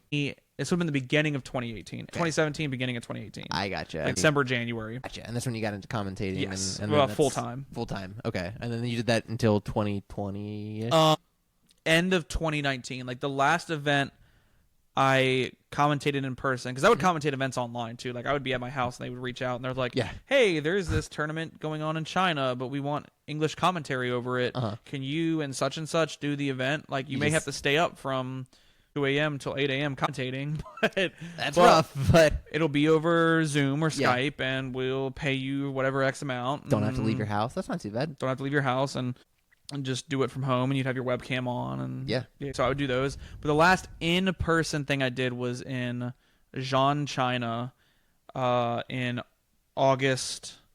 Sorry, July or August. I can't remember. It might have been August of 2019. Was the last like in-person commentary thing I did. Zhan, China. Yeah, that's where the terracotta soldiers are. Okay, didn't you get to go see those? I did get to go that see is those. So cool. And they are incredible. That is nuts. I want to talk more about that, but unfortunately, I have a very tiny bladder, and I have to pee again. So, I do as well. Cool. All right. Well, we're synced up. We're good to go. So, folks, we'll be right back. Thanks for sticking with us.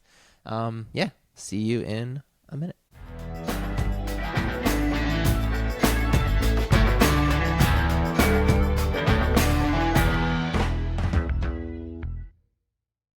Hello, it's me, your friend, Tyler.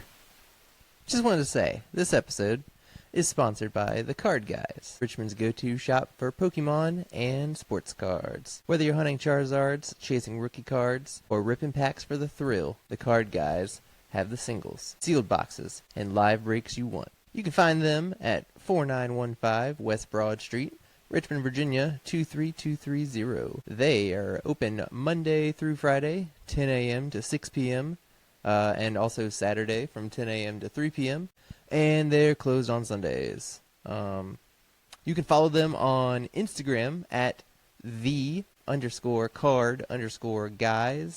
with an S. So that's THE_CARD_GUYSS_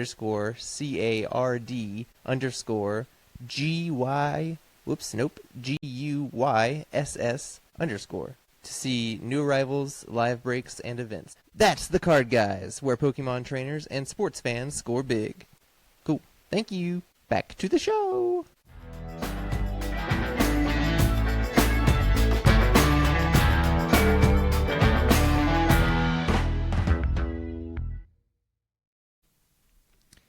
Okay, and we are back. Okay, so you were telling me about the terracotta soldiers in Zhan, China. Yeah, so the last event that I ever did was in Zhan, China. And Zhan, Xian. I had to learn how to pronounce it too. I feel like I could go to these cool places and I'd be such an uncultured American, not knowing anything. Especially when I was younger, like growing up in like rural Hanover that we mentioned earlier. I would like go to these places and like I have the etiquette of the uncultured rural American. You're traveling to all these places. I got you. So went to Zhan, China. That's where the terracotta soldiers are. So we got to like take a taxi down there. I think it was like 45 minutes outside of the city we were in. And this is when you were commentating, right? Yes. Okay. A third party reached out to me and asked me if I wanted to do commentary for a big it was some kind of WCG tournament, some kind of world something gaming tournament. I can't remember what it was. Might be WSG. Okay. Serious game. I don't know. World's most serious games. WMSG. And so it was like some big event going on in China, and they like flew players out, and they flew commentators out to go to this event. And they reached out to me and said, "Hey, what's your rate? We want to work at like how much we'll pay you for the event, and we'll fly you out. We'll put you up. We'll even pay for your work visa to like get you out here." And luckily it was near the terracotta soldiers, so I did get to go see those, which was incredible. I got to see a lot of cool stuff when I was traveling. I can imagine. There's so many things. I mean that's incredible. Sorry, I lost my train of thought. We were talking about. Okay, so that was that the last event that you commentated? You said, or that was just the coolest? I want to say technically was Zhan, China. Zhan, China was the last ever Hearthstone event that I did. So far. Just kidding. Just kidding. This is my resurgence. This is my announcement. Bringing it back in 2027. News. Okay. All right. So that was your last thing that you did with Hearthstone, I guess, was commentating in John China. And you saw the Terracotta Soldiers, which is incredible. Very cool. You've been to so many places. We were just kind of talking off air between breaks about how incredible I think it is that you've traveled to all these places and seen all these things. But that was when you were commentating. That was back in 2019, 2020, right? So 2018, 2019. Yes. 2018, 2019. So after commentating, what'd you do with your life? I guess how was it walking away from gaming basically? Professionally? It was bittersweet. Yeah. So it's tough to do. I mean, it was. I will probably... say COVID made it a lot easier. Okay. All right. There's a little easier to rip off that Band-Aid. Yes. The series of events that happened was in 2019, the two last events I did were one in Las Vegas and one in John China. Okay. I competed in Las Vegas and I commentated in John China. Hey, never mind. No, what's up? Nothing. I was gonna make a bad joke about China and COVID and all that. Yeah. Well, it's actually funny that okay. I came back extremely sick from China. Oh no. Yeah, I do think that the first strand of COVID was discovered after August, so I don't think it could have been that. All right, you're safe. But I will say, I came back extremely sick from China, probably from, because when sometimes you travel, you get really sick from the climate change and everything Definitely. like that. And all those bats that you kept eating, I'm sure. Yes, that's all I could eat. Well, actually, that's the only thing they served me. Which is there. bats and bat wings. And... I mean, all jokes aside, China was beautiful. Yeah, I'm sure. Beautiful place. I am joking, but yes, I would love to go to China. I'm not though. Ooh. I watched this YouTube channel. This dude Mike OK, and he travels to places like Thailand, China. Yeah. He's from the UK, I think, but he travels to places that a lot of white dudes with beards usually wouldn't go. You know what I mean? Yeah. So China, places like that. India, he goes there sometimes, and he shows the beautiful parts of rural China and rural India and Pakistan. It's so gorgeous. Places out that there. people would never think to go, and yeah, it's cool. So especially China, because China has such a unique climate there. Yeah. That going out and seeing the forestry and everything like that, it feels so definitely foreign and beautiful, and it's hard to explain unless you get the opportunity to go out and see it. And it's such a historic land too that we were talking about history. It's such so rich, much history, so much history, such a rich culture. So the last two events I did were China and Vegas. China I commentated, Las Vegas I competed in. Okay. So I told myself that year, because things were going on in the ecosystem of eSports that meant I was getting less commentating work. Most of it was through third parties. I was kind of getting cut from a lot of the Blizzard sanctioned events because they were cutting back on eSports that year. That was the first year they cut back on eSports. Sure. And in doing so, I said, all right, I have two roads I can go down. I can go back to playing, or I can stop doing Hearthstone altogether, because I'm not going to be able to commentate like I used to. Yeah. You saw the writing kind of on the wall. I saw the writing on the wall. And I said, I'm going to give it one more big last hurrah event for this big $500,000 tournament in Las Vegas. $500,000? Yeah, I think that was first place. I think it was $1 million tournament, but I think first place was $500,000. God. If I remember correctly. All right. And I qualified for the tournament. Yeah. And I'm playing, and I was doing really well. This is what you're playing in. Yes. Not Las Vegas. I was playing in this one. All right. First time being in Vegas, which I don't know if I'd go back to Vegas. Again, when you're 23, 24. It's pretty cool. Yeah. Pretty cool place. I think that was the first time. I think when I went to Vegas the first time, I was around 22. Like early 20s. Yeah. Yeah. It's a real, it's a party city. Pretty you good will time. just see people, if you're waking up early, because I had to wake up for the tournaments, I would just see people stumbling back to their hotel room at 6 a.m. 7 a.m. And I'm like, wow, their night just ended. Mine is just starting. Yeah, you're kind of making me want to go back to Vegas now. I've thought about it, but I don't know if I can handle it. Yeah, I'm with you. I'm gonna have this one beer, and then I'm gonna get home and be like, oh, my tummy hurts. My head hurts. I cannot drink like I used to. I'm the same way.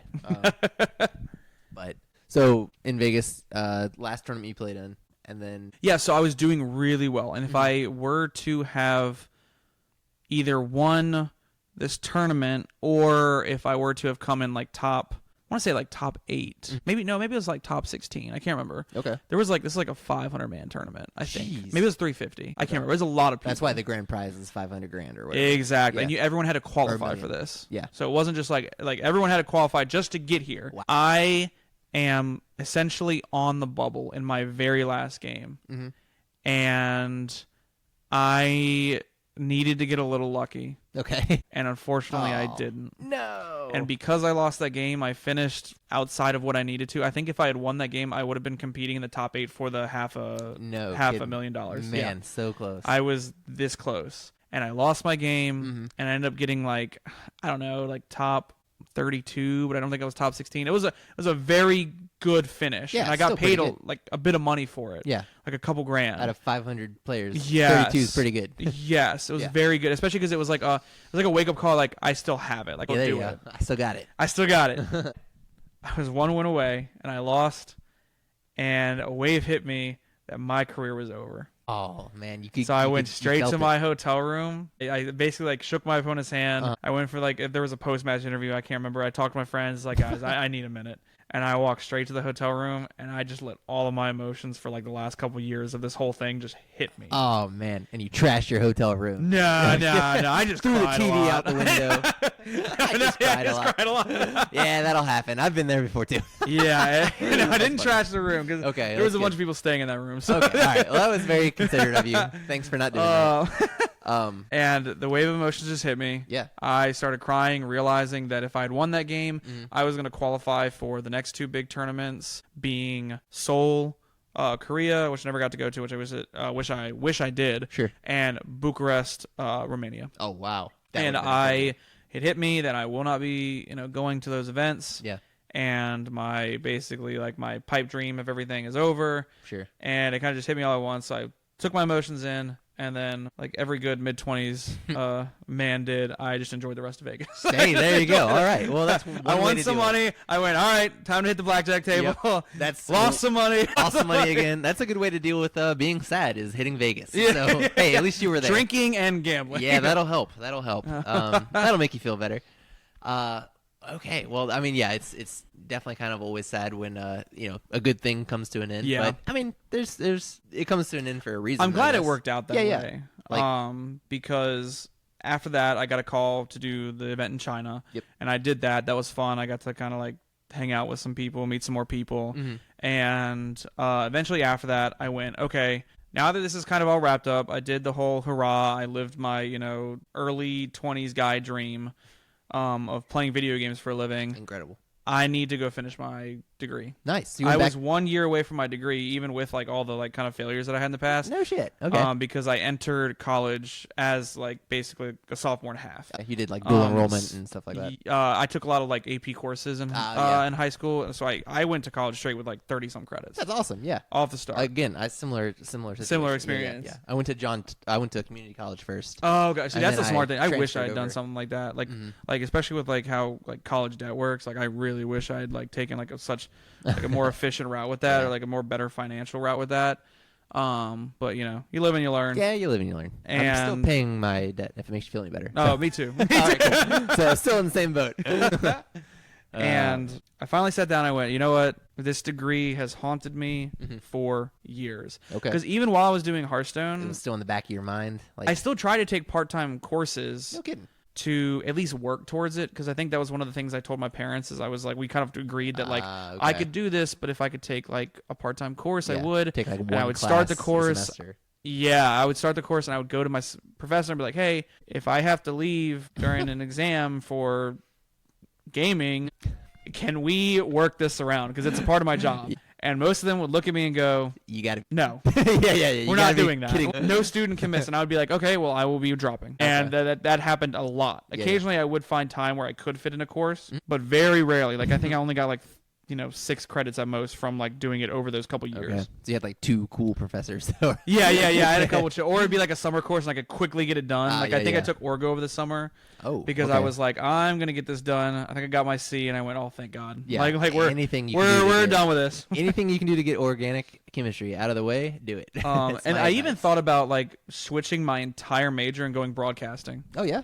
because I love It would fit. commentating so much. I love being in front of the mic. I loved being in front of the camera. Why didn't you do that? I mean, it would make sense to me. Because I was like 25 credits away from a biology degree. I see. And I went, I could go into more debt and start over and go through this for 3 years.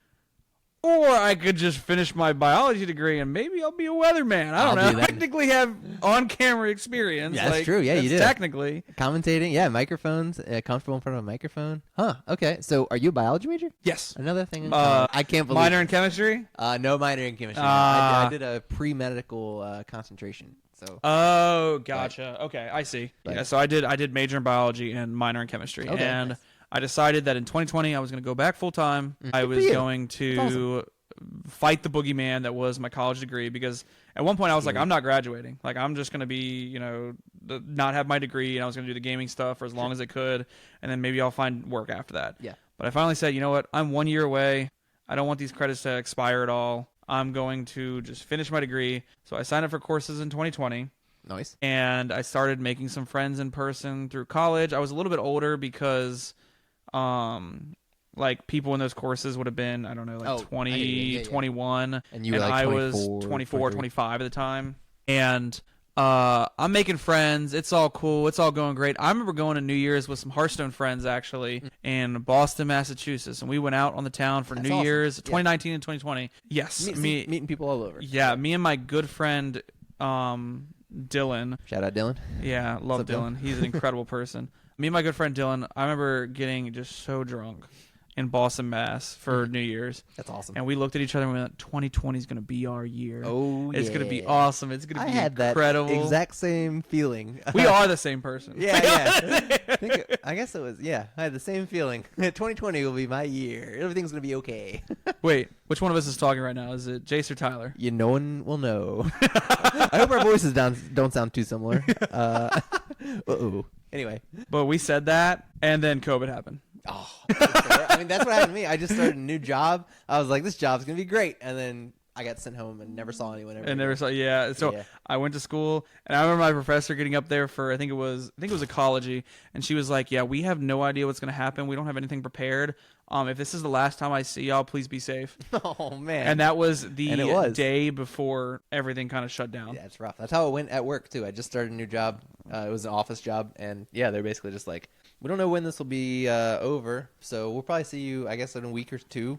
Take your laptops, and we'll keep in touch. Oh, it was so funny to think that people would like people thought at the time it was like, oh, it might be a month. I thought we were going back for sure. I think a lot of people did, and then everything shut down. A week tops, and we'll be back. I was like, no way, I get to work from home. This is this is too good. This is too good. Thanks, universe. And I will say that did make my last year of college so much easier. Is working or being able to do it. Being able to do it all from home, because we physically couldn't be in course. So it made professors didn't have things prepared. So they were just kind of like, well, we were going to do all these things, but I guess just we don't know. Yeah, here you go. We didn't have anything prepared, so I guess you get a or B. Really? Wow. I mean, it wasn't that direct, but it was more so like, for instance, one of the courses I took was field botany, which would be tough to do. Which is extremely tough to do if you can't go out anywhere. Right. Okay. So I literally met my professor once out in a public park, and she gave me a kit for like the experiments, because we needed to do like germination with a seed, and literally the entire course was just in your free time, walk outside, take pictures of plants, and tell me what they are. Pretty good. I can do that. Yeah.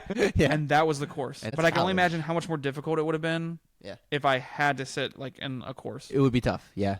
Like, I'm sure we would have still walked around like parks and like Forest Hill area and stuff like that with all the nature and scenery, but made it so much easier when I'm just like, I just walk around, I'm like, click, pictures in my backyard, click. And that is a daffodil. And this is a dandelion. And that's a tree. And that's a tree. Like, what tree? A tree. Slightly smaller tree. That's pretty good. Yeah, no, that would definitely have made things easier. I didn't look out. I didn't get to do any of that. I had to do all my crap in person. With like ecology and all that stuff, I had to go out in person, buy butterflies, I had to catch spiders. It was very scary. I mean, it sounds like fun and cool, because like when I went back in 2020 originally, it was so exciting to make friends again. Yeah, I missed that about school. Yeah, and then I think at the time I had just gotten out of like a serious relationship, so I was like, oh, like I can go back and, make friends, meet people. I can start to date again. Nice. Maybe Because when I was doing Hearthstone, Okay. I was in a very serious relationship at the time. Mm-hmm. And then when that ended, I was like, oh, I've never really dated before, because that was like a high school thing. And I was like, wow, now I have this opportunity to like go meet people, go on dates, Nice. have these cool experiences that I never really got during college because I was too busy doing the, I wouldn't trade it for the world. I got to travel and do really cool things. Yeah. But I did like sacrifice like college life. I didn't have a college life, basically. I didn't have like a dating life at the time. Like I didn't have any of those things. Yeah, that's true. So like you did play video games and like go to tournaments and things like that for a living for a while, but you also did have that trade-off of you didn't get the college experience. No, I never got the college experience. I never got like the bond that you see with some like groups of friends where they go to college, they're in like fraternities together or whatever it may be, and they just like are roommates. Like I did not. No, I never moved out of my house until 2023. Okay. Wow. Yes. Okay. And so it just kind of goes to, I mean, there's kind of trade-offs with everything. So like, you get this really cool, awesome job, but then also you kind of missed the college. Yeah, You went to college, but then you also didn't get this cool, awesome job. So like this, pros and cons. Yeah, pros and cons. Exactly. That's what I'm trying to say. But also everything kind of works out on the path that it's supposed to, eventually. Oh yeah, like I said, wouldn't trade it for anything. Yes, and I love that for you. That's awesome. It is a foreign thing when people are talking about like, oh yeah, I remember in college, yada yada yada. And I'm like, I have these cool stories, but I don't have anything crazy like college parties or anything like that. I was in Taiwan at that time. Which is pretty cool. But I had to go to Spain that week. Sorry. Yeah. Sorry, guys. Yeah. No, that's pretty awesome. So I guess, do you want to talk a little bit, I guess, what you're up to now? Like, what do you do now for a living? I don't want to skip ahead too much, but we have been chatting for almost 2 hours now. I don't want to keep you too long. Oh, you're good. I'm definitely down for. I don't have to go into work like super early. So okay. So I don't know how early you have to go into work, but speaking of work, what do you do now? Like, what are you up to now? So after I finished my degree in 2020, I started like kind of applying and looking for jobs in 2021. I was kind of like just looking in the Richmond area at general science jobs. I had like a couple interviews. I eventually interviewed for a company called PPD, which I believe we were talking about earlier with the CRG, Thermo Fisher, all the acronyms. Okay. Would you apply there for? I applied there a couple times when I first got out of college. I originally applied just for a assistant scientist position. Okay, yeah. Which is a big one for fresh out of college lab individuals. Scientists is right. Is what it was, something like that. They have a couple. It might have been different back then. Because when would you have been applying? Like 2018? Something like that. 2017 maybe? Yeah, so it's changed a bit after that. And so like right now they have like, for instance, if you do not have a degree, you could get in as like a lab tech. No kidding. Okay. But if you have a degree, you can get in as an assistant scientist. And then depending on how much experience you have, it works from like assistant to associate to scientist. Okay. And then you get into like more senior positions after that. So you can kind of work your way up from really anything. Yes. Okay, nice. And you could go like a research route, you can go like a people management route. Like there's a lot of like flexibility in with what you want to do. Yeah. So I applied to be an assistant scientist, and it's really funny because I'm going into an interview with one of my now managers who I love. She is incredible. And we're in the interview process, and on my resume, because I have no other work experience besides bingo calling, commentating, professional gaming. Pretty good. And I technically was a masonry apprentice from my father because he's a brick mason. All right. Well, that's I know. We never got down that rabbit hole. We mentioned stonemasonry like at the very that's why I was top joking about that. Yeah. Okay. My dad is works for like a construction company, and he's his specialty is like brick mason. That's pretty cool. Nice. And so I used to be like an apprentice for him at that company. Okay. As a masonry apprentice or like a laborer. And basically I would just like help like transport like the materials back and forth. Gotcha. You hold flashlight, bring tools. Yeah, exactly. Like carry over like cinder blocks and 100-degree weather. Ooh, that's fun. Awesome. Great. Wheelbarrow. Yeah. Wheelbarrow. Make the mortar. Yeah. That was awesome. It wasn't. And those are the things on my resume. Yeah. So naturally, my manager, who I have now and I love, we get into this interview, and she's like, I have never seen anyone with any sort of resume like this. Oh, man. I mean, because you have a unique career experience. Because I had a very unique career trajectory. She's like, Yeah. I have so many questions That's why I wanted to talk to you. about, like, all of this stuff. Like, I don't get any of it, Uh-huh. of course. And she basically prefaced this was like, It's me. I'm going to... Yeah, that interview is just this interview. This interview right there, yeah. But she was like, I'm going to preface this by saying, like, I will be asking you the, like, standard, like, interview questions that I have for you. Uh-huh. But I really need to dig into some of this stuff. Please understand. Yeah, help me understand. And, of course, I had to, like, use those experiences to elaborate on things that would be in the like scientific world. And luckily this job at the beginning was, you know, fresh out of college. They kind of expect new grads to be able to like interview for this position and get it. And you did have your coursework to kind of fall back on. Like, you yes, had some exactly. Like, so for instance, knowledge. this position, You're not just all video games and commentating. yes. You got science in there too. This position would have been able to be filled by someone who has no work experience and has just finished their biology or chemistry degree and is looking for a introductory job into the field. Gotcha. That's kind of what this position was. Sick. And so I was like, this position works perfect for me. Like, I can just elaborate on my experiences. And so we were going about the interview. She was asking all that stuff. I eventually got the job and started working there. I ran into some friends that I went to college with at the time. Nice. That also worked there? That also worked there. Okay, and cool. we're good friends now, and he still works there. And started working there as an assistant scientist. And we worked on these instruments called Hamiltons. Hamiltons, okay. And they're not as cool as the musical. Okay. They're nowhere near that cool. No air yeah. around. No, they're called automated liquid handlers. Okay. And basically, that's just a really fancy way of saying they move liquid around very precisely. Nice. I'm pretty good at that too. Beer. Cheers to that. Cheers. And so they'll pick up like pipettes, they'll move like very small amounts of liquid into blocks and plates, and then we like kind of give those to our analysts. What's it called again?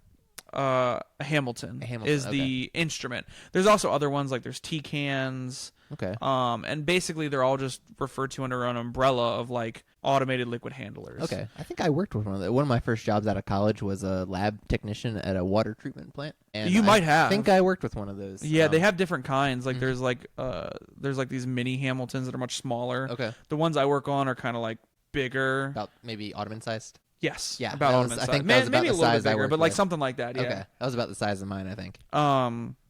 And basically all they do is they have these like channels that go over and they pick up tips, like pipette tips that you would see kind of like from a lab setting, like an experimental pipette tip. Little teeny And they would go to whatever spot on the deck. So it just had kind of like a level field that you could put carriers onto. And it was very much production oriented. It was like, okay, you go pull samples from the fridge for the client. You then thaw the samples. You follow the protocols for the method and the assay. And after you do so, you generate or create a sample block that has reference standards, controls, just basically different things that allow an analyst to kind of, when they read the data of it, they can see what it's supposed to look like, what the samples are looking like. And basically the way efficacy in vaccine works is that the reason these numbers are developed is because you take samples that are infected and you run these assays and tests to see if the vaccine is working effectively on these clinical samples. Okay. And that's how we kind of know over years and years of testing the quote-unquote efficacy of the vaccine, how successful it is, because a bigger company, obviously I still work there, so I can't say companies. Sure. I can't go down that rabbit hole. There's probably a bunch of NDAs I broke earlier, but I have a bleep button. Yeah. The whole show. Beep. Subscribe to the Patreon. Just beep.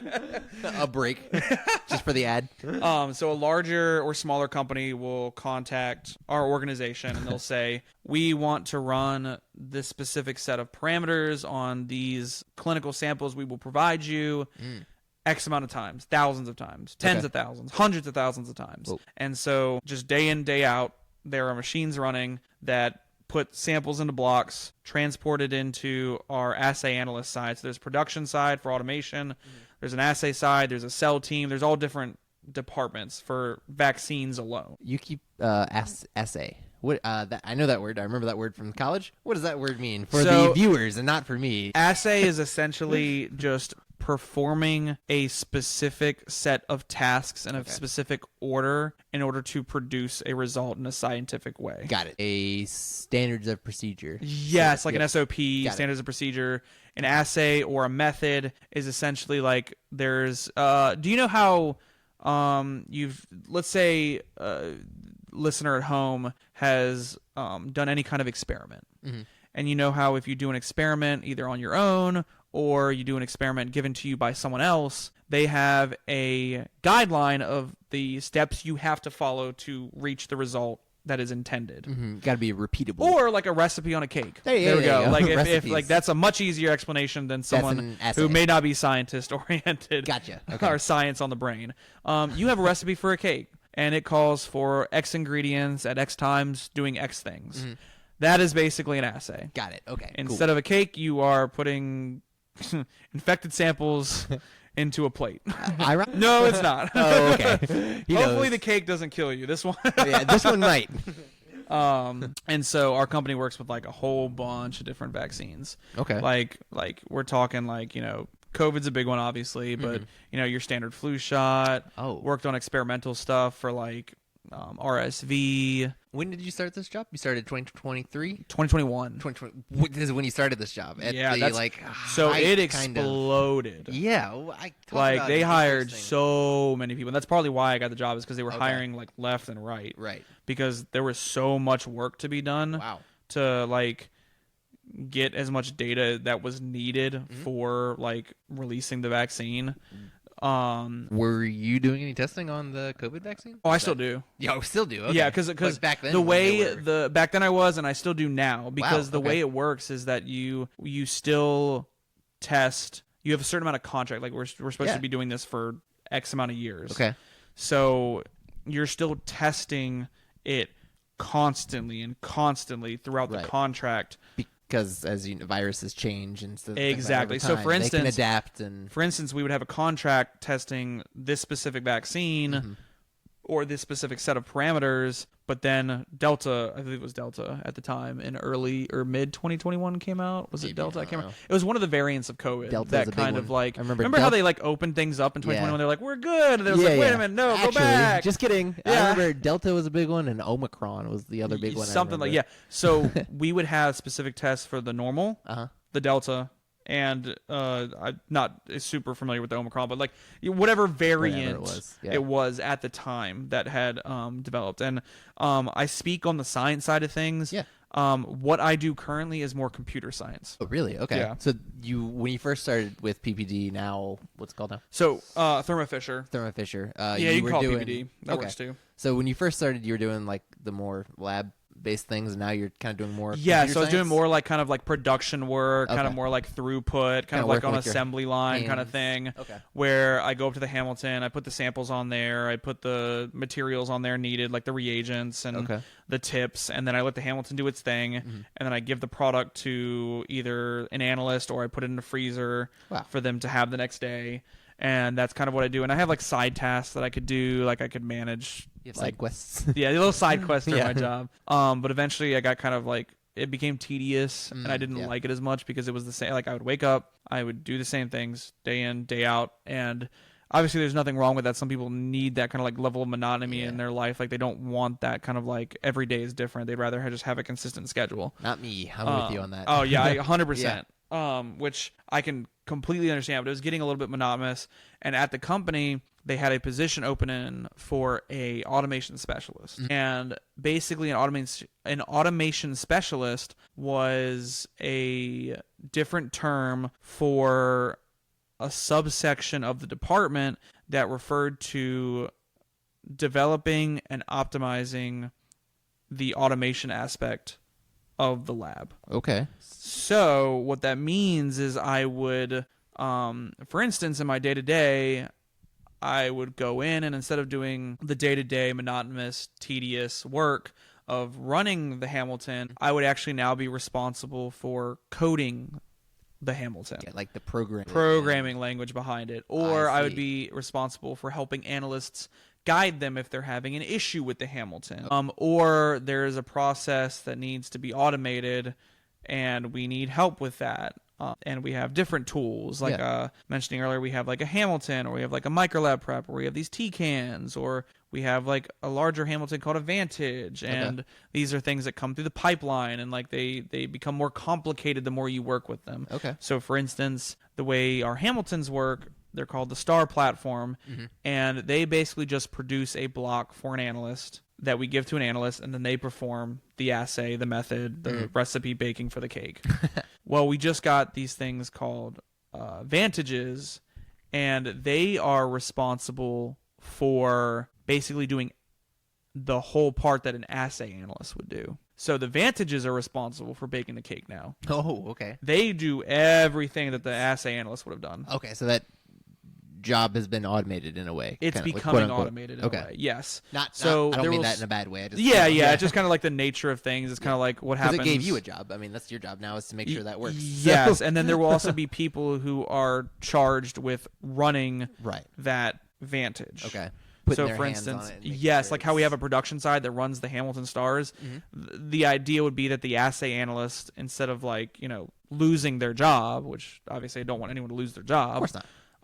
They would now be responsible for taking on running the Vantage. I see. Okay. Yeah. So it kind of like shifts the labor around. I gotcha. And it's much more efficient to have like a machine run something. It's going to be more precise. Yep. There's no human error. We can track everything that's happening. Yeah. And then on top of it, like the whole idea behind automation, the way I think it should be handled is it frees up people to do things they want to do and that they love to do.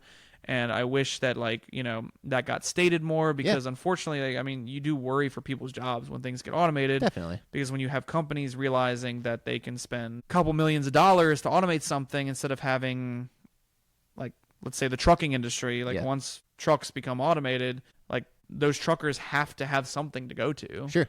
I don't want them to just lose their job because companies paid millions for an automated truck. Right. Same here. I don't want assay analysts to lose their job because I'm automating a platform that they ran on. You want them to then be a technician. Yeah, I want them to be a technician. I want them to do something. Maybe they want to do something that they love, and now they can do something else, and we have more room for the arts and podcasts. Maybe and there's like a marketing thing that, or at Thermo Fisher, maybe they want to do marketing, or maybe they want to try and get into like a different thing, something like that. But I'm with you. I agree. I use ChatGPT quite a lot.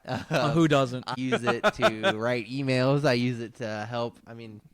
It's so good at condensing information. I don't think ChatGPT does a lot super well. Yeah. But it's really good at hey, here are my notes for a D&D session because I'm a big nerd. Put it in bullet point. Can you put it in bullet points for me? Yeah. Can you highlight? It helps. The things that I have bolded, so that I see it more clearly. It doesn't take away from my I use AI to. It helps. It doesn't take away from my ability to create. If anything, it enhances my ability to create. Because before, say, the show logo. The show logo, I had an idea in my head, but I didn't have the talent to put it on paper. You know what I mean? Yeah. So I kind of fed my idea in my head into words, into the thing, and then and try to generate it, and then you can tweak it and stuff like that. Pooped out basically what I had in my head. Yeah. My show logo is what I pictured. I sort of made it, but AI made it. You know what I mean? Yeah, no, I completely understand. And then I feel bad. Also, I feel like it's a taboo subject to talk about. Sometimes it can be because I know cool. Because when you especially depending on what sector it is, people do worry about their jobs or their stuff. Yeah. But I don't think AI will ever replace the art of a human. Definitely. I absolutely. I hope not. Yeah, it could never do it's kind of a hack take on it, but it could never do the Sistine Chapel. You know what I mean? It could never. Exactly. It couldn't recreate that. It couldn't do something with soul in it. I guess. Yes, I agree. There is something to be said about.